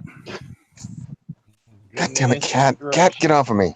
Living Scott, on the you're edge. naughty out there. Stop it, Scott. My chat's going wild. And They're Dr. alive. Chat's going wild. You didn't have to pay him. Gone wild, yeah. Yeah, That's good though. That means you're alive. yeah, they're having fun. That's okay. Oh, that's the word you don't like. It's chaos. That's what it is. Chaos. Yeah.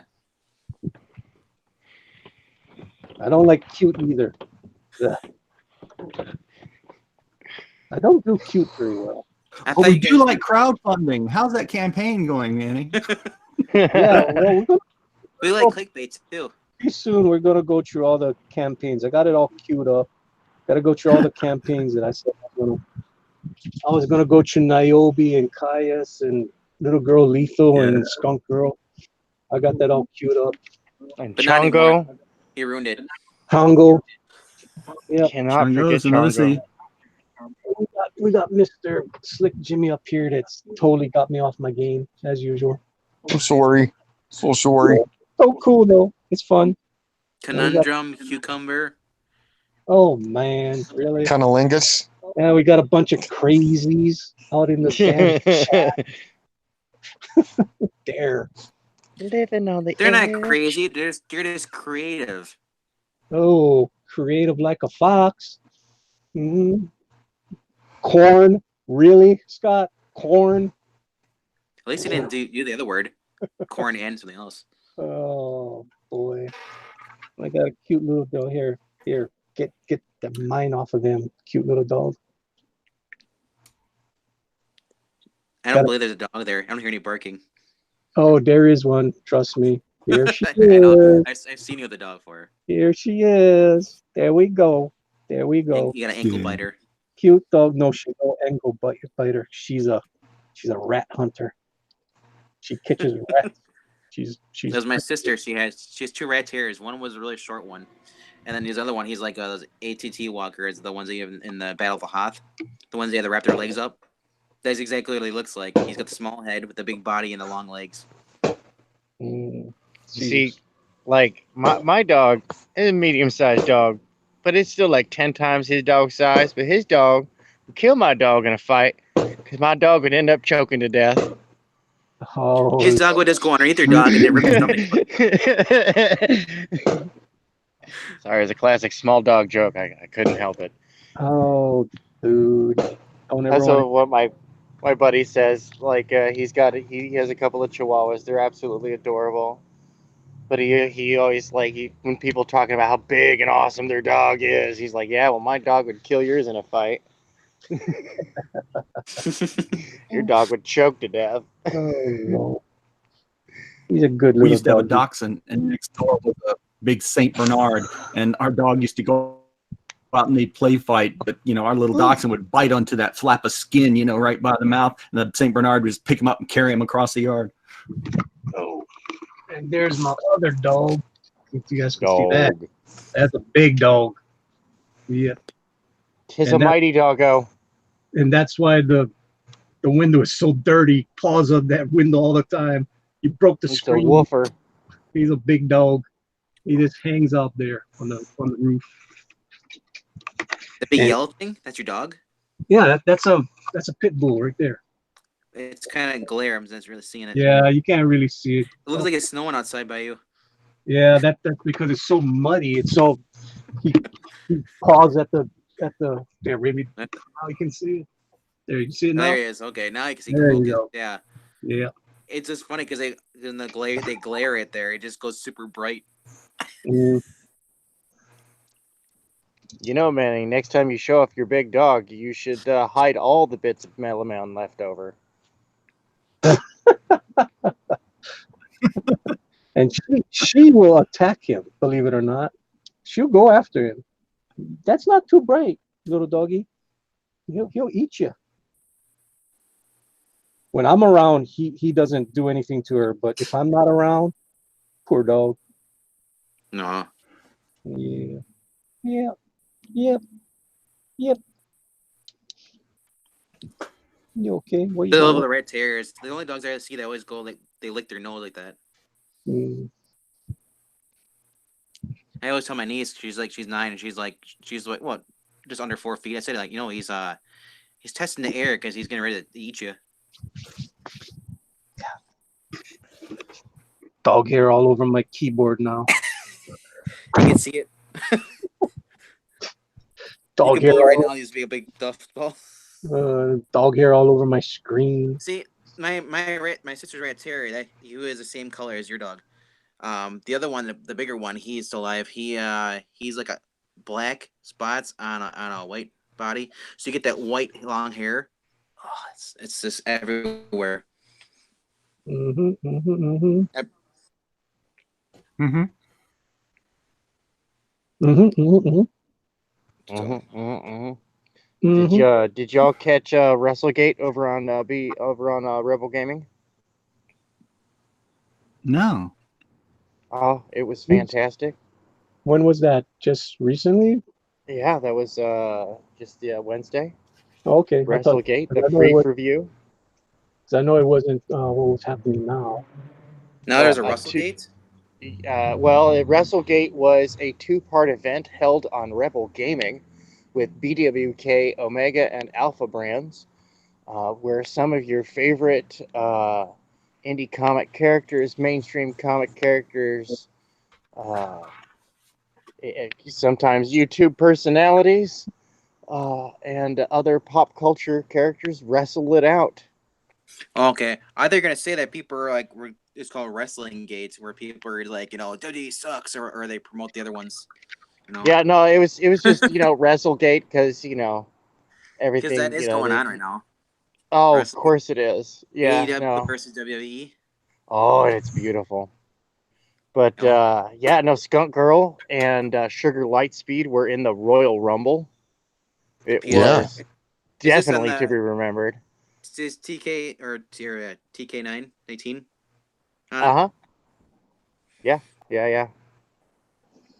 Scalpel Zero with an upset victory. Dirty, cheated, cheating victory over Avani. I don't think this is the end of this. I think this is just the beginning of this rivalry, folks. It's Law and Order versus the corrupt underbelly of supervillainy. That game is interesting. They allow you to do 8-man tag matches. Right? Yeah. It's the first I've seen it. I'm like, I still prefer the Raw versus SmackDown 2007, 2009. Those are easier than the Control, but my brother bought the UFC one game that came out last year, early this year, and that game is like it's much harder to play than wrestling is, but it's a lot more fun though, because when you get the TKO on them, man, is it fun. And Snoop Dogg does commentary for the TKO fights. Oh, that's cool. I know, right? Yeah. We didn't even know that. We're just playing like, dude, Snoop Dogg's in this game. We're like, oh man. We played it for like 5 hours. Yeah, I like it's really funny.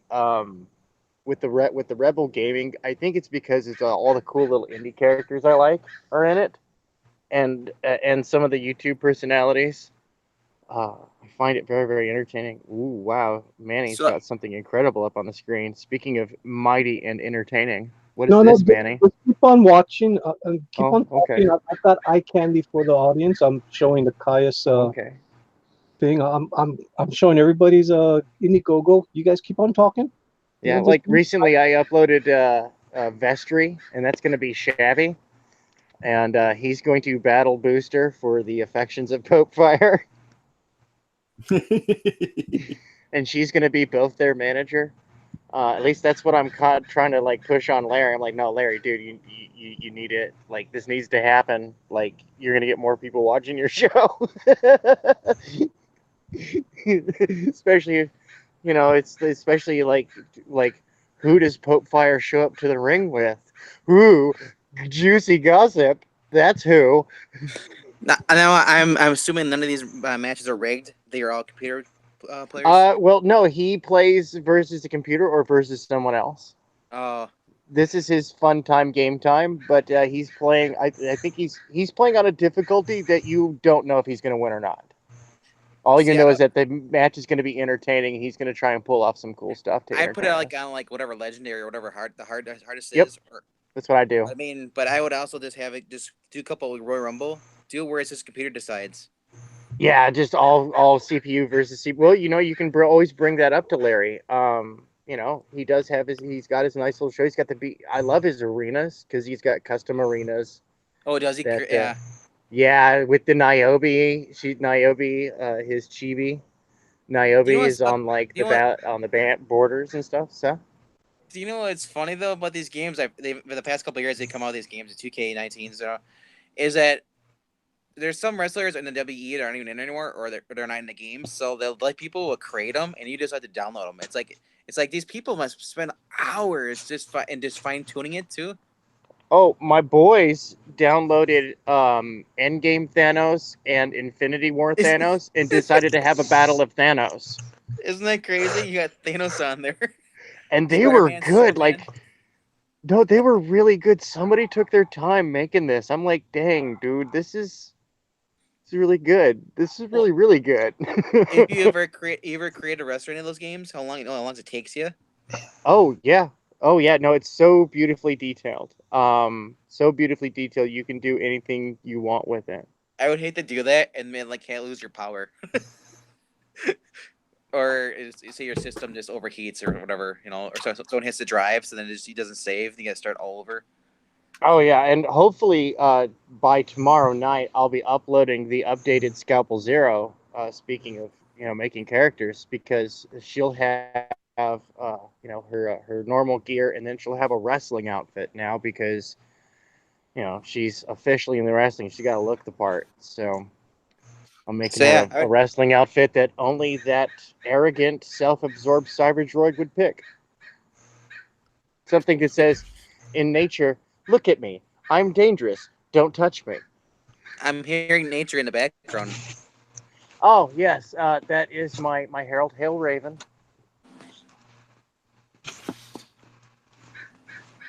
Yes. No, I know. I'll try. Okay, I got it. I'll try to talk to him about it.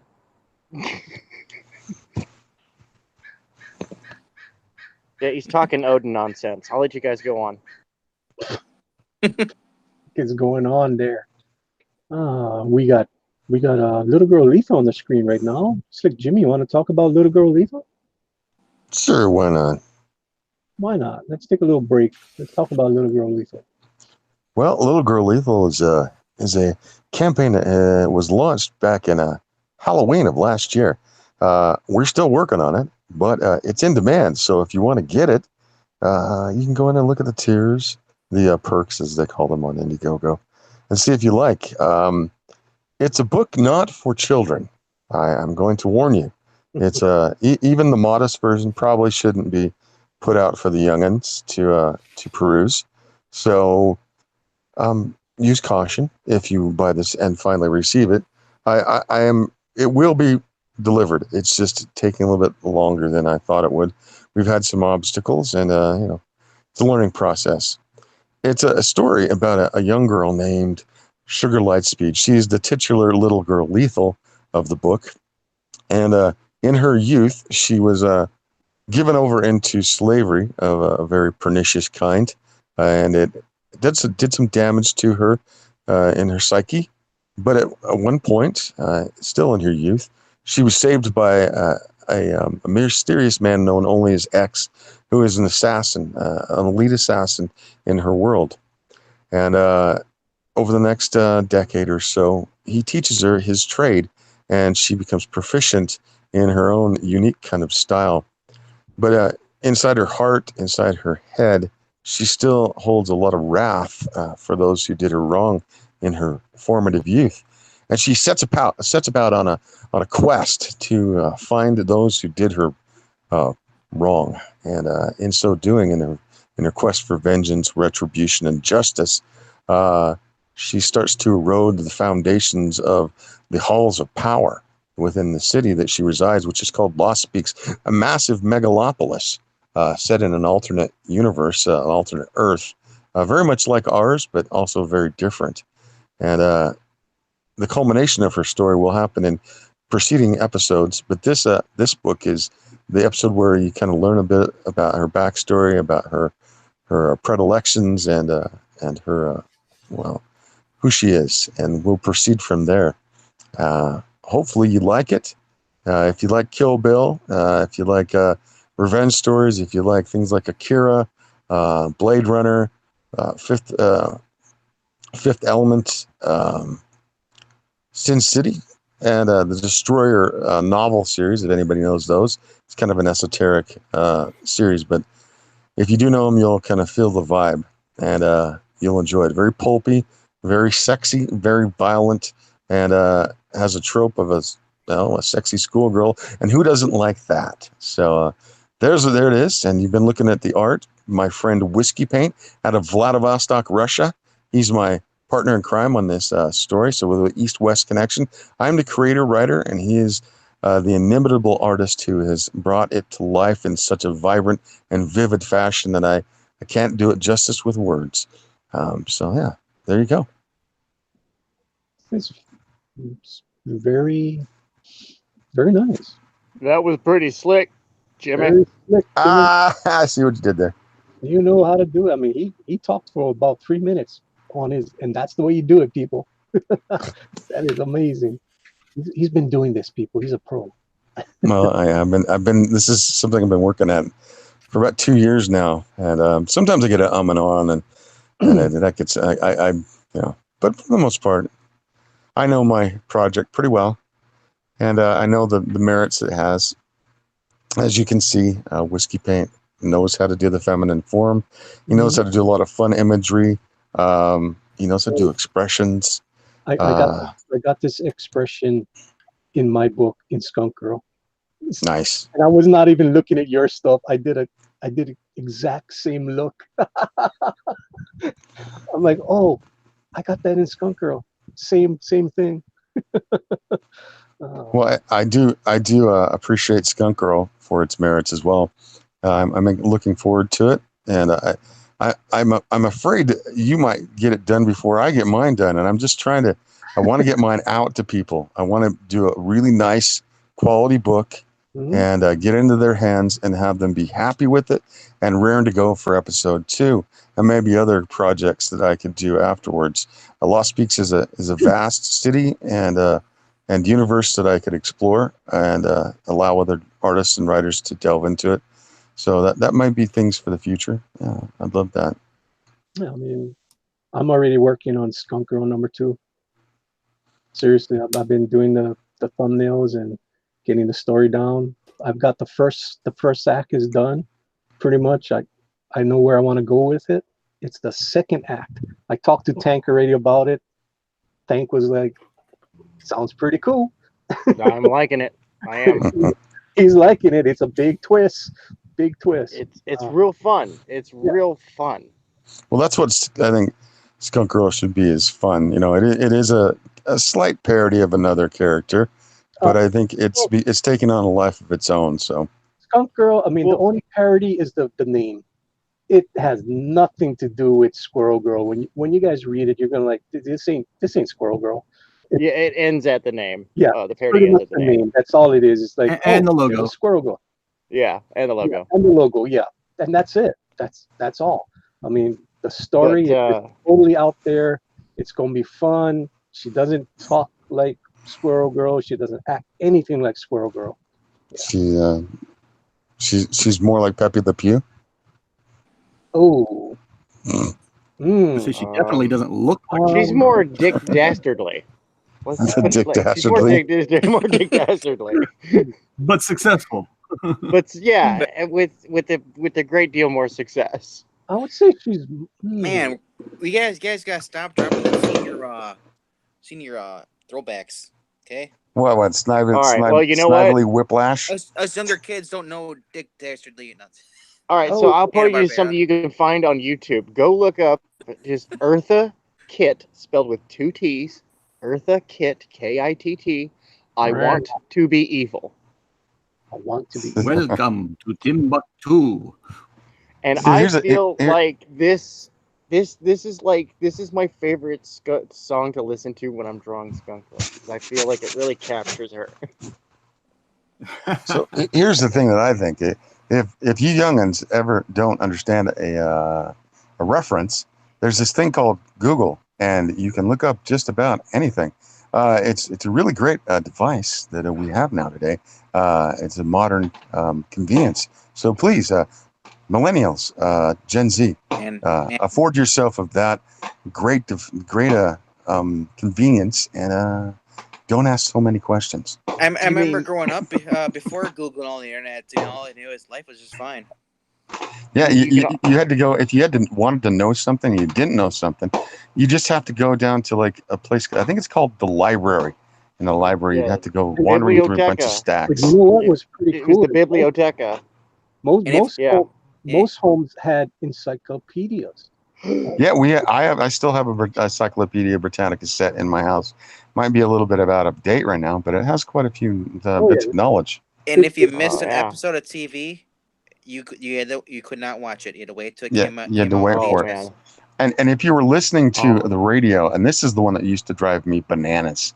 If you were listening to a radio and you heard this song, but you didn't know the title to it, you sometimes could call in and go, it kind of sounds like this. And if the DJ kind of knew it, he'd say, oh, yeah, it's so-and-so. Hello, welcome to WKI 1955. Or it would be like this obscure song that only was played once because it wasn't high on the playlist.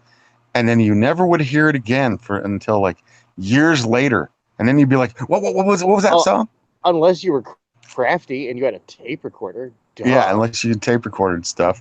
But then you'd have to like wait and tape record long things to catch the song you were doing. That's what Amway tapes are for, right? Yeah. But here's the thing today. You can like actually hum the tune into your phone and it will tell you the song. You bastards. I remember the first time I got an Encyclopedia Britannica. I looked up at my parents and I said, this'll do. Yeah, Encyclopedia Britannica in the house is a nice thing. I think it would be nice for every house to still have one, but because Wikipedia is generally okay, but sometimes it gives you some false information. But the Encyclopedia Britannica, however, has been all vetted. That was has all your verified. sources. Man, it's very cool. The only time I ever used an encyclopedia growing up is if I didn't have a phone book to stand on. Well, I loved big books like that. With our Encyclopedia Britannica, we got a set of books called the Great Books, and I read most of them. Yeah, it would come with your Encyclopedia Britannica. Plus, you get a nice, big, up-to-date atlas as well, and then you get a yearly annual with it. We stopped getting annuals about 2001 because, Encyclopedia Britannica isn't what it used to be. See, if you like big books, you should get like the big books of Marvel and all that stuff, comic books.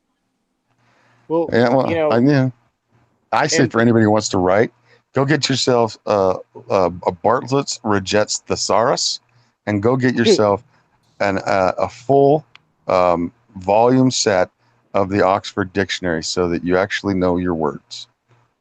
Unabridged. Yep. That's my favorite dictionary. Oxford Unabridged. That's a cuddling book. That's squash any spider in the world.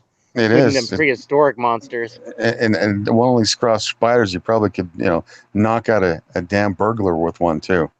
I mean, they sell it in like the multi-volumes. That's their big seller because it's like seriously like it's huge. They do have a single volume. They do have a single volume, but it has this magnifying glass that comes with it. And it's Um, this super tall book that's got Oh my this super bendy spine on it. So you're just basically like playing like Slinky Book. Yep. And it's something that, like, if you're wealthy and have a little bit of want to have make yourself a little bit erudite, put those in your household, especially the Regettes. Bartlett's Regettes, the thesaurus. It looks like a piece of crap. It's usually a yellow paper cover, but it's the best damn thesaurus on the market. And if you're an American, get the American Heritage Unabridged to include the appendix of idioms, which is like another dictionary Exactly. unto That's itself. a very good thing to have as well. Yeah, It's good a lot of shilling for derivations skunk too. on this Look man. at the derivations. Understand where that word came from, because you never know when you can play with it. And also, what? Go ahead. I was just gonna say, is this a Skunk Girl channel? Like, I'm seeing a lot of Skunk Girl being shilled here. Well, Maybe. Maybe. buddy, This may be the But you sexiest channel don't- on all the internet. Oh, You we don't have a just learn Larry. about drawing here with DogStars. You learn about writing too. We have a Larry in the chat. Is there a Larry in the chat? Why isn't he up here? No, Larry's invaded your panel. Kia! Yeah, well, I did show. What's going on? I'm a little intoxicated, so please don't mind me. Oh Lord. Oh, look, I'm not gonna stir any trouble. I'm just saying, I'm a little drunk. Just don't see the C word. We have a drunken snow monkey amongst us. Right? What's going on, everyone? Doing great. Good, We're good. having fun. I'm just showing Here to you. hang out, shoot the breeze. What are we talking about? What's going on? Oh, we're going to talk about Niobe now. Oh, no, we don't need to do that. Man. I talked about Niobe for the last hour. No, we're going to talk about Niobe right now. You are. Yeah, actually, you arrived just in time for us to talk about Niobe. No, really? Yeah. Look at that. You got 51 backers. How many backers you need to get you over the hump? Well, I don't know about how many backers, but we're 93. Holy moly, 93%. Yeah, buddy. Yeah. Ooh. So, you know, we're rocking it. We're like, I think it's 7 days away. I think like 1 week to the day. Hey, there you go. So yeah, it's very cool. Very appreciative of all those who, you know, decide to back the project and give us a shot. And I hope, you know, if this comes to fruition and, you know, track record that it seems to be going, I don't see any reason why it won't. We'd love to get that issue out to you and have you guys check it out. That's fantastic. Cool. You what? $95 away from your goal? I think it's like 125. No. No, you're looking at it through American dollars. I'm looking at it through Canadian. Okay, so I'm looking How at many ringgits, though? Well, American it might be like 9 ringgits. So you know, you will have to talk to Dior about that. You know, like You're only $95 away. So how many books is that? Come on, people. It's not too many books. buy the T-shirt tier and we'll get there really quick. Like that. There you go. Yeah, hey, there you go. Then you'll have a T-shirt as well for this nice, you know, awesome summer weather we're having. And if you're not, you can just sit in your living room, turn on the heater, and imagine you have nice summer weather. Here's the great thing. Where are the bumper stickers with the website name on it? There is no bumper stickers website name on it. That's the reason why it's kind of on Indiegogo, because I had a website and no one used it. No one was ordering from it. So I kind of shut it down. And then I started getting these messages on Twitter, like, how do we get a hold of Niobe? How do we get a hold of Niobe? And then I had, you know, a couple of guys in the off airs keep telling me I should release Niobe on Indiegogo. And so after hearing that for a certain amount of time, they kind of brainwashed me into doing it. And so I released Niobe #1 on Indiegogo, but to make it, you know, special for Indiegogo, we did a special cover, like an Indiegogo exclusive, right? And so that was done by Mr. Josh Spencer from Australia, and he did a bang up job. And so that's how that came about. You're not going to be going in demand, are you? You're cutting it off. You know what? I thought about it, you know, and I understand, you know, some people say that's kind of taking money away from your own mouth, so sort of vibe, and I get that. But at the same time, I want to just kind of, I'm very focused on the new Niobe that we got coming out, right? And that's kind of where my energy is, so to speak, as opposed to like the Indiegogo. Not that I don't care about the Indiegogo, but that's old sort of work. That work is ready to go. We can do it whenever. I've been working on like a brand new project with an artist from Brazil, you know, with a Paul Green variant cover, a Steph Wilson variant cover coming up, you know, going full color. Like my mind's been, you know, in what's going to happen 3 months from now, as opposed to what's happening right now. But I mean, not to take away anything from this campaign. Niobe #1 is what brought us to the dance. People are interested in checking it out, and I want everyone to see, the type of story I can write and have everyone have a look at it. Now, I really loved the villain in this. Do you have any plans for the return of this villain? Well, I in did particular? initially. Like the villain kind of returns in Niobe issue 4. Uh-huh. And I had this kind of whole arc sort of planned out, but I decided to kind of do a soft reboot with a new artist and kind of take this in a different direction, because to try and do an ongoing series when you're only releasing a book once every year is a little tough, Tank. No, I understand. And this was an ongoing series that I had in my mind, but it just wasn't moving as fast enough as I hoped it would be. And the art, in the interior issues, not to say that was bad, but I'm saying, the guy that we got right now is really on point. And so, when you have a clay, like a mold of clay, and you mold it the first time, it's okay. But then, after you have a few years experience and you take that same piece of clay and remold it, you can mold it so much better, right? And so that's kind of where I'm at. And so we're redoing sort of the Niobe story. Not to say that anything that happened in the first 4 issues didn't happen. I'll definitely include that sort of stuff, as we go forward. But the shadow villain that you speak of, there was a lot more planned, and it's kind of on the side right now. But to be honest with you, but he'll be back.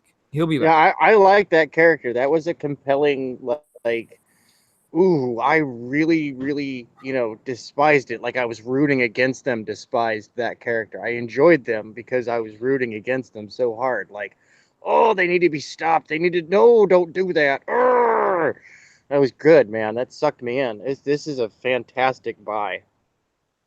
Yeah, and so he comes back in Niobe #4.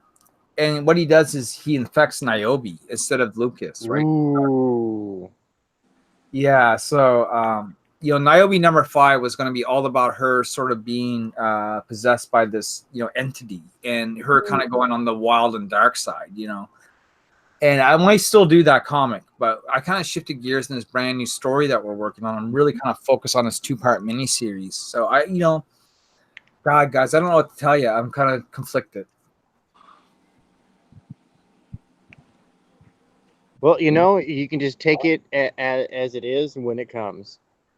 It's good to keep things fluid as a writer. It's funny because I had a momentous event. Yeah, is the script edit was done. All the omaki was sorted out and everything for the 2065 Retribution story. This, 500-600 page long epic, right? Or not epic, but a saga. The saga of South Scalpel Zero. And even as we, as I hit thumbnails and I'm going over layouts and stuff like that, it's like, oh, okay, actually, wow, okay, it's going to be bigger here, it's going to be smaller there. It's never done until the ink is dry, and you've sent it off to the printer, and you're like, well, no take back sees it now. Yeah. I mean, if I knew now what, let's say, 5 years ago, right? If I had that my knowledge now back then, I think Niobe would be a little bit different than what it became. Not that I think anything's wrong with what we did, but it's just, the experience kind of teaches you a lot, right? And I understand the reason. I was a guy, Tank, that said I would never reboot the series, right? That whatever I do is done. But after I got going, and after I saw, what we can do as opposed to what we've done, how we can make things better, how we can make things cooler, how we can present this in a new light. I completely understand the idea of a reboot. Well, yeah, and I think the Teenage Mutant Ninja Turtles did it best in 2007 with their multiverse movie. And again, recently with Marvel and Into the Spider-Verse. That was phenomenal. I love the multiverse, echoes and shadows of reality, and kind of leaves the reader guessing, well, which one is the prime reality? And you have the sections of the geekdom. When you have sections of geekdom arguing over which reality is real reality, then you won the multiverse game. Yeah, it's a tight spot. I would love to do the other story, but because I got a brand new team, like my team is completely different than what it was from Avani or Niobe #4. You know, I got Joe Rodriguez doing the lettering and the pre-press. I got Samir Simone from Brazil doing the art. You know, I got a couple of new people doing covers. This, you know, if I'm going to reshape Niobe and kind of restart it, now is the time. You know. We have, man, some people in the chat. We got Adrian T 2099, and he says in all caps, DogStars. We got Scott here in the chat. Kronos Cryon is in the chat. Pablo Romero Art is in the chat, and he says, I don't like the multiverse thing. And I'm not doing a multiverse thing. I'm just, you know, taking a property that I own, that I created, and just kind of redoing it while it's still in its infancy before too many people know about it. Scott says there is no money in boring abduction TV reality biographies. These guys are talking about alien abductions. I'm not sure how this whole thing, anal probe, started, but it started up. Chrono says this is like I say about D&D Basic Edition. Immortal rules that have players have their own universe. That is the fun. It's 100% open-ended for ideas. So he's talking about just the ability to create, you know, unhindered, right? Yeah. Cool stuff, you know. Guys, I'm gonna bow out. I gotta finish this episode, and I guess some other stuff to do. But it's fun being on here, though. Alrighty, well, Thank you for joining us, man. Yeah. we're going to be going pretty soon. You can let Take care, brother. Pablo jump on. Where can we find you? You can find me on my channel, Real Dr. Venkman on Twitter. I'm also on Extreme Movie Show every Sunday. We're doing Kicking It. We do a lot of the martial arts stuff right before the next show, which is basically Ingleton and Rob Zilla, or no, Rob Media. They do their own thing, but yeah, Extreme Movie Show every Sunday.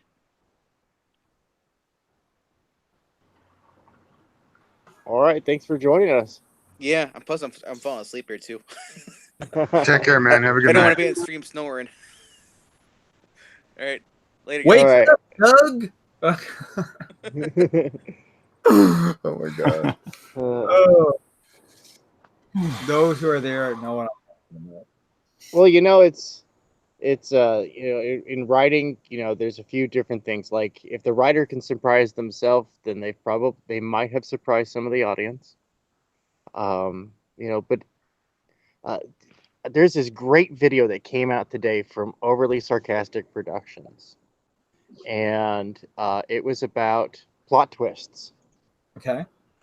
And it goes over what makes for a good plot twist, what makes for a bad plot twist. I recommend everybody watch it. It's about half an hour long, but it's, if you're a writer, like even if you already know this stuff, you know, it's good to like or she does, the person who does Overly Sarcastic Production, she does very nice breakdowns, very nice. Well, let's talk about this. What you're talking about, Tank, is essentially called a swerve. If we were to talk wrestling terms, here's the plot and how you think it's going to go, but this is how we switch it up on you to confuse you. You know, it's called the swerve. Yes, sir. And so any basic storytelling can really come down to basic theater, which is what professional wrestling is. You have one guy that hates another guy. Here's a beef, and here's a reason for them to fight. And then you throw in some twists and turns in between. You know, so in wrestling terms, what you've just talked about is called a swerve. Yes, sir. Yes, sir. That is the term. And swerves are always good. You want to keep the audience sort of guessing as to what's going to happen next. If it's too predictable, if it's too much of a trope, you know, then you're just telling the same story twice from someone else. Yeah, exactly. Exactly. No, there's good swerves, there's bad swerves, there's good twists, there's bad turns. And I think, what was it, 2 movies that were that were brought up. I'm trying to recall. The good plot twist movie was where the good plot twists are pointed out was Into the Spider-Verse. The bad one was Age of Ultron. So Kronos says, yeah, but that's not always what you want to do. You need to know when No. to do it. Absolutely. Strategic Yeah. placing, right? Like it's not like a formula that you have to do every single time. I'm not saying that. There's always exceptions, right, to every rule, you know. And it's different types of plot twists. You have one that just deflects the main plot. Does it entirely change the plot? Does it change the way that the main character interacts with their environment? And when they're appropriate and when they're not appropriate, does it violate continuity? Does it violate the way that you've been building your universe? Another one part of the bad example was brought up was a lot of Game of Thrones. Oh yeah, that was beautiful. That needed to be said. So Game of Thrones was a great show. I never read the novels, but you know, I've heard lots about them. But Game of Thrones, the show itself, right? And It was Walking a Dead as well. high quality show. Well, it was a show, like along with The Walking Dead, especially, you know, in the first few seasons, that really kind of gave you the swerve. You know, people died that you looked at as fan favorites, you know, things would happen that just made you go, oh, what, you know, WTF, you know what I mean? Like, And then you look at all the evidence that led up to it, and you're like, oh man, it was so obvious that person was doomed. right? You know, what was it season 3? You had the guy with the bow staff that fought the mountain, you know, for you know, Tyrion's right to live sort of idea. Oberon, I think his name was. Yeah, Oberon in the fight with the mountain. Yeah, no one thought he was gonna die, dude. Everyone thought he was gonna win. Then he got his fucking face smashed in by a bird, you know, like Yes. right. So that's a great example of a swerve, you know, like Speaking of swerves. Yeah. Let's see. Hold on. Wait. No. Yeah, we're into it, Manning. We're good into the time. are we? What time are we in Yeah. here? I use the hour and a half mark. That's usually when they pop up. It's been a study. It actually kind of happened kind of late tonight. Speaking of plot twists. No, the F-bomb was already used. Oh, was it? Oh, darn! I wasn't paying It was attention. then. already used. Sorry. Yeah, no, I probably dropped. Oh that. yeah, no, yeah. Well, Slick Jimmy, did it earlier. Yeah. Jimmy, you know, But he's the effing champ, so he doesn't count. No, Jimmy beat out Risey Lee for the world record of F bombs on Manny's show. Yeah, he's the That's effing right. champ. He's the F champ, dude. I know. Effing right. Got to make him up a championship belt with a big letter F on it. I didn't think anyone could beat Risey Lee, but Jim did it, man. Oh, he did. Yeah, he did. Beautiful. Yes, So how sir. long? Eloquently done. I mean, what's happening? What? Who's roboting? I just said Risey left the train and come back and challenge again. That's right. That's right. He's more than welcome to reclaim the throne, right, Manny? Yep. Oh yeah, anybody can come and take the throne if they want to, if they think that's the best thing to do for their YouTube. I'm just effing with you, Manny. Here, Just go on Good Dog Press and do a F-bomb storm. It becomes the Friday night because the challenge. algorithm loves that. You Who know? can sneak in the most F-bombs just nonchalantly? Because if you say it outright like it's obvious, it's like, nah, dude, you're gonna get kicked from the show. But you know, if it's like comes out in natural speech, like, whoops, there it is, then yeah, no, that's what qualifies as a proper F-bomb for the effing champ. So Scott Championship. says a great example of this is Sword of the Valiant, where Sean Connery, the Green Knight, switches up on Miles O'Keefe. Now, I don't know this at all. Do you guys? No, I do No, not. not for me. Yeah, I don't know, but is that the Green Knight from history? Because yeah, that's a plot twist. Yeah, so maybe that's what he's talking about. I mean, I haven't seen this particular movie. I mean, I remember Sean Connery in, like, you know, The Highlander. You know, What was the name of that movie again? Because I'm gonna go watch that tonight. Please, Scott, drop that in the chat. Kronos says, Yeah. I've done one video in 300 plus vids, me losing it on Microsoft spying. I think everyone spies on us these days. If you're on the internet, I think you're doomed, period. So Scott says the movie is Sword of the Valiant. Sword of the Valiant. Sword Yeah. of the Valiant. I'm gonna have to. Valient. All right. I'm gonna look. I'm gonna have to watch that. I'm gonna have to watch that. Cause yeah, no, the wife and I, the wife especially is way into English history. So if I can pull out a Green Knight movie that's sword buckling instead of like political intrigue and romance, that's a movie we can watch together. Prono says they deserve hearing me swear on purpose. Just,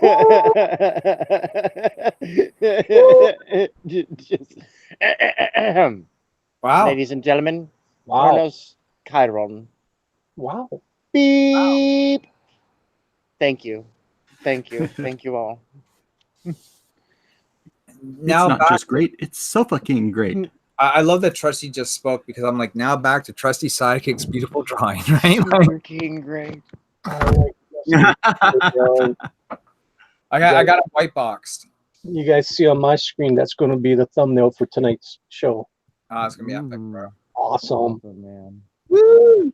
Wow. The power of swipe. Yeah, this one's for Manny. There you go, brother. I love all the rewards of a jewels she's lot got of a paying hard off day's right work, now. You know, man. she's more successful than Catwoman. Mm.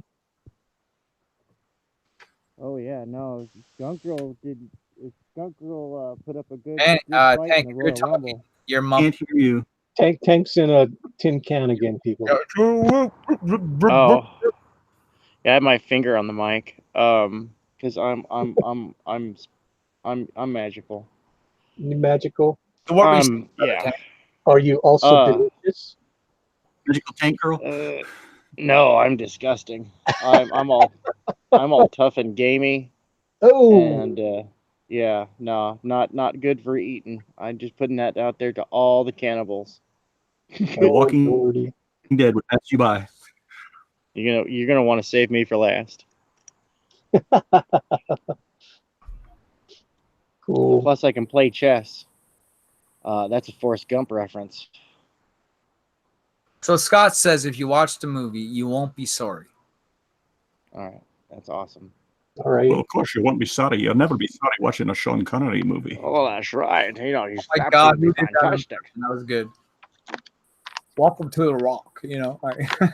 Welcome to the Rock. There you go. Epic. Your best.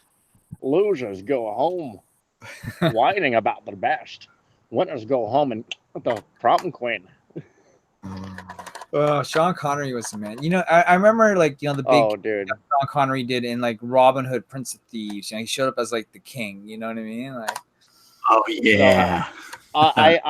I've actually used his line from the Presidio once to intimidate somebody. I didn't do it in Sean Connery's voice, but I basically what I said was, look, I'm gonna kick your ass, and I'm only gonna use my thumb, and I'm gonna use my left thumb because my right thumb is far too powerful for you. And then I jabbed him in the neck. It was hilarious. One of the guys, who put James Bond on the map. You know what I mean? I love that scene because the guy goes, "Hey, listen, I'll have you know I'm a black belt, old man." He goes, "That's nice, dear."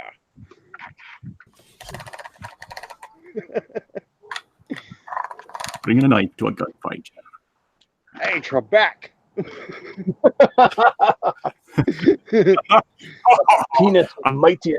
I'll take anal bum cover for 200. It's the best. So speaking of Bonds, Scott here says, always a better Bond. Moore was funny, but Connery was the embodiment. Who was the best Bond, Manny, in your opinion?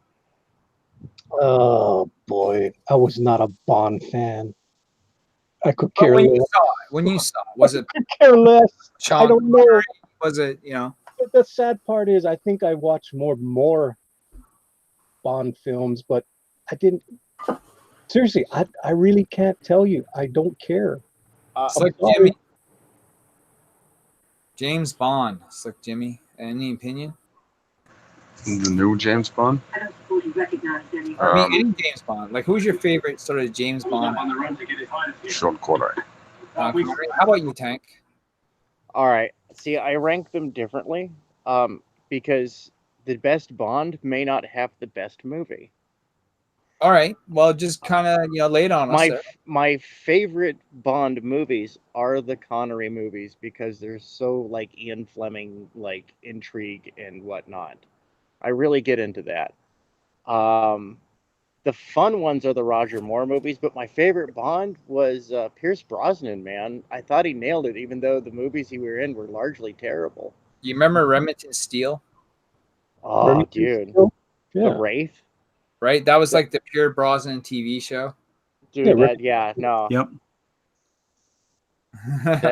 that was definitely a male role model for me when I was a kid. I was like, yeah, dude, I want to be like when I'm in a tux, dude. That's how I feel. Right. How about you, trusty sidekick? Your favorite Bond? George Lazenby. No, I'm kidding. Sean Connery. But I like George Lazenby. For me, I'm I going thought to say Lazenby had Roger some good Moore. fight scenes. Yeah. Okay. For me, it was Roger Moore because that was like kind of like the first Bond I got exposed to. But afterwards I saw Sean Connery, and I remember when Pierce Brosnan hit the scene. It's kind of like the new Bond. That was like the big thing, like before Daniel Craig sort of stuff. James Bond is one of those iconic characters that very few people can play but do it well. It's sort of like throughout the generations. I just want to point something out real quick, Larry. You notice something missing from this conversation? What's missing, brother? Ain't no love for Timothy Dalton. Well, I kind of forgot about him, but now that you mention it. I love Timothy Dalton in The Rocketeer. That's what I just said. Yeah, I completely forgot all about him. Yeah, he had to fight. That was when James Bond was taking on the drug lords. He's fighting the war on drugs. Yeah, that one with Wayne Newton. So we got good. some input here in the chat. We got Moonraker from Scott. He says, best Roger one was Second Spy Who Loved Me. He also says he was a better Bond in Remington Steele than he was in the movie, referring to Pierce Brosnan. He was too stiff in the movies. In Steele, he was classy. Timothy Dalton Sally was a horrible Bond. Daniel Craig is what, good, bad? And he said, and Pablo Romero Art says, I'm watching Blind Fury. I don't know what Blind Fury is. You guys? Rutger Hauer. That is the Western version of Zatoichi. Rutger Hauer movie. Absolutely fantastic. I wouldn't say it's the Western version. It's inspired by. But, Zatoichi's pretty good, especially the Takashi Miike version is pretty awesome. Oh, yeah. Yeah, but Blind Fury, fantastic movie. One of the few Rutger Hauer movies that doesn't have a sad ending for Rutger Hauer. Here's the thing. Rutger Hauer recently just passed away, right? He did. Yeah. It was so heartbreaking. I mean, that's what I've been seeing all over social media. I mean, how did he die? Does anyone know? Like, just old age or like what happened there? Oh, he was old, man. He was old. Yeah. Yeah, he was old. Yeah, but he was an icon. He was an icon to like science fiction fandom. Not just Roy Batty, but all the other really weird kind of like one-off little characters he would play in some science fiction B movie because he needed the money. Either that or he just really was a sci-fi nerd. Especially a lot of cyberpunk type stuff. A lot of like straight to video. You never saw a poster of it up at the theater, but you sure saw it when you went to the movie. All right, guys, give me your opinion on this. We have Mariana in the chat. And Maranya. Okay, sorry about that. Maranya says no love for George Lazenby, either as Bond. Hey. I don't even know who George Lazenby is. On Her Majesty's Secret Service. Oh. With Diana Rigg. I'm sorry, what? With Diana Rigg. I don't know who Diana Rigg is. James Bond actually got married in that one. And his wife was killed at the very end. Ooh, yeah. Let's see. Pablo Romero Art says it's a shame because now we're not going to have a hobo with a shotgun too. Did you guys know that Hobo with a Shotgun was actually filmed in St. John, Canada, like the province where I lived in? Oh, that's cool. Yeah. So Hobo with a Shotgun was kind of like a Canadian production, and if you remember in the movie, Ricky from Trailer Park Boys is in it. So it's kind of funny that he brings up Hobo with a Shotgun. Oh, that's funny. Yeah, no. Go ahead, brother. What was it? Fatherland? The alternate history where Germany wins the World War II, but the Holocaust is found out years after it's been buried. The alternate history thriller. That was another good Rutger Hauer movie. But like most Rutger Hauer movies, folks, it doesn't end well for Rutger Hauer. Well, Pablo's here says Hobo is one of my favorite Rutger Hauer movies. I didn't know he was in it. Fuck, that's interesting. KG said, "Uh-oh, Manny's getting out the ukulele." Just like to put it to you, young folk, Rutger Hauer is the old Sean Bean. Okay. The guy who dies in everything, except for every once in a while, and that's kind of a surprise. He's the old Sean Bean. Yeah. He's Ned Flanders, right? What? I'm just kidding. diddly what? Ned Stark. I call Oakley him Doakley. Ned Flanders. Yeah. He was he's the Flanders, part of the Flanders clan. See, now they're all Simpsonized. Right? Ruined. Speaking of ruined, one of the really cool things that was brought up regarding plot twists was if your plot twists are revealed and your story is ruined, it really wasn't a good story to begin with, now was it? Well, if you can predict everything that's going to happen, I mean, it's like watching wrestling, right? If you can pick out who's going to win every match on the pay-per-view, like we look back at old sagas between wrestlers, right? All the twists and turns, the Macho Man Hulk Hogan dynamic, sure, right? We can look back at it and still be entertained, even though we know what's coming, right? We already know what happened, but it's the story itself that gets us. We know what happens. WrestleMania 6, you have the Ultimate Warrior versus Hulk Hogan, right?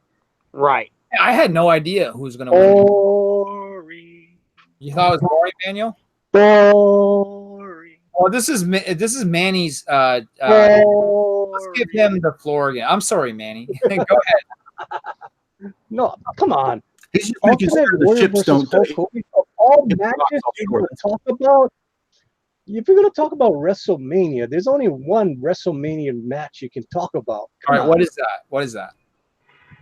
Macho Man versus Ricky the Dragon Steamboat. WrestleMania 3, of course. WrestleMania 3. Heard across the world, man. Well, speaking of good storylines, Manny, walk us down that storyline. Walk us down the road to WrestleMania.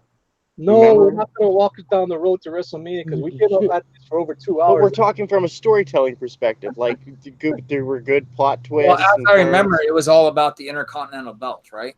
And so, wasn't Ricky the Dragon the champion at the time? And I don't recall. That's when kind of Macho Man took the belt from him and kind of stratosphere into sort of superstar. You're talking about two wrestlers at their prime that gave it their all. Absolutely. That was an amazing match. I mean, it's one of the legendary matches that every single wrestler kind of talks about when you hear them in a shoot interview. They talk about some of the tapes and some of the studies that they watch.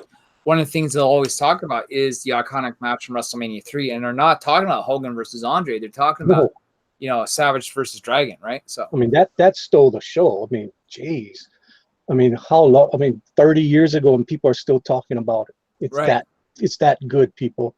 And it wasn't that long ago. Ricky the Dragon Steamboat got in the ring with Chris Jericho, and man, the guy still had it. You know what I mean? It was maybe 4 or 5 years ago. He jumped in the ring with Chris Jericho, and for an old guy, Ricky the Dragon was still in tremendously good shape. Now, for medical reasons, he wasn't able to perform again. But at the same time, you know, the dude was, you know, everyone was chanting, you know, you still got it, clap, clap, Mhm. clap. You know what I mean? Like, I went to a wrestling That's match cool. down here. It was the Raw and the SmackDown show. It was the Super Show, and the match that stole the show was a 50-something-year-old guy going up against a 40-something-year-old guy. Best damn match. No Ric Flair versus HBK. right. Amazing. So if you remember the Ric Flair retirement match, he actually didn't retire, but he retired essentially in WWE. He fought Shawn Michaels at WrestleMania, right? And Shawn Michaels was basically the guy that essentially put him out the pasture. That's a really great WrestleMania match, dude. No, but this, I mean, I saw them in person 15 years ago. It's crazy. I mean, Ric Flair, no matter how old he was, he still could go. And I did watch him. The last time I saw Flair was during his retirement tour. He went up against Mr. Kennedy. Anderson. He was Kennedy at the time, Mr. Kennedy, and that was a great match too. And what was Flair at the time? 60 years old, something like that. I don't know, how old is he now? Anybody know? Dude, he's like late 60s for sure. Yeah, so he was in his He late survived 50s. He survived a match from Mr. Kennedy, the guy that nobody wants to hire because he's just too reckless. Well, that's Randy Orton kind of putting that on him, but yeah. Anyways, guys, we're going down the rabbit hole with the wrestling. I think it's time for us to say goodnight. Alrighty, so we're going to go down the list. We're going to go down with the last person to come in. He's the first person to say who he is and where he's from. Go to it, Larry. Well, I'm the last person to arrive, but I'm also the last person to survive. I'm LP. Rebel Comics on YouTube. Rebel Gaming if you like gaming. I have an Indiegogo that's got 7 days left. It's called Niobe. It's a little comic book that could. You know what? We're 93% funded. We just need an extra little boost and we'll be there. So if you're feeling generous, please go and check that out. But other than that, just happy to be here. Awesome. We love having you on here. Thank you, sir. Five crowdfunding success stories. Amazing. You're inspiration to all of us. Great job there, Larry. Slick Jimmy, how you doing, Slick? You got your fan on, don't you? Yes, I do. I'm trying to cover the things so it's not bothering you, but I apologize. I'm still respirating. Epic. Get on. Yeah, I have a comic out there in the Twitter's in the interwebs. It's called Little Girl Lethal. You can find it on Indiegogo in demand. We're currently approaching, hopefully soon, $23,000. We're a little late on delivery, but hopefully we can get the book to you sooner than later. It's a very beautifully rendered book by my friend and collaborator, Whiskey Paint, out of Vladivostok, Russia. He does kind of a painterly style that's very similar to heavy metal of the 70s and 80s. And if you like the sexy, if you like the violence, and if you like a crazy story that is akin to, some of those vengeance movies that you had back in the 70s of sexploitation, you're going to dig that sort of thing. And it's set in an alternate universe that has a lot of room to grow and expand. And you'll love it. So come on out, check out my book. You can find me at Slick Jimmy Love on Twitter and Slick Jimmy Speaks on YouTube. We do the Cheese Stick Challenge usually on Wednesday. Right now, I'm still trying to figure out an alternative to the losing of Hangouts, so we'll see what happens. Trying to figure that out software-wise. Everybody come out and check out the show and check out my book. And I'm glad to come on Manny's show because Manny is a mensch. Awesome. Thank you, sir. We're going to go with Trusty Sidekick. Trusty. All right. Well, you can find me drawing commissions for Pope Fire at Trusty Sidekick 3 on Twitter. Trusty Sidekick Art on Instagram. Got some stuff on DeviantArt, but it's all older stuff. I haven't posted anything in there for a while. And always hanging out with the DogStars and the Digital Bullpen. Boom. I meant to call you Chief Wahoo McDaniels. That's another thing. Well, I know he said that in the chat. His favorite wrestler is Wahoo McDaniel. Yeah. Chief Wahoo McDaniel, like that. Oh. Rick Flair certainly could tell you stories about a Wahoo McDaniel. Let's go Yeah, with like Tank him. Ferret. Like All right. Rufus R. Freight Train Jones. Hey, excuse me, caught me in the middle of the eye. Oh, Tark. Now everybody's gonna yawn. Ha ha ha ha ha. Well, it's 47 days to the launch of Scalpel Zero. You can find me on Instagram and Twitter at /TankFerretArt. And this weekend I'll be showcasing a whole bunch of cool stuff. I'm busy working behind the scenes. I'm a couple days behind. I had my son's 6th birthday this week, and I forgot to schedule for that. So I kind of had to drop everything and go pay my boy some attention. Good man. Good man. Oh, Well, right. real life comes before any of this. Sir. Right. Alrighty. Well, instead of having a couple of instead of having some posts for a couple of days, some artwork, you get a little extra stuff on Sunday, more than you would have gotten. So, yeah. This is fun. We got Zach Hawkins. He just came in. He missed the show, and Abe Sapien came in. Love Zach. We shut him down. But you know what? Let's go right back and go watch the show. Start from the beginning. You don't want to miss the first part. Alrighty. Yeah, I missed the first part. I didn't see it, so I'm gonna have to watch. Larry. Shh. All right.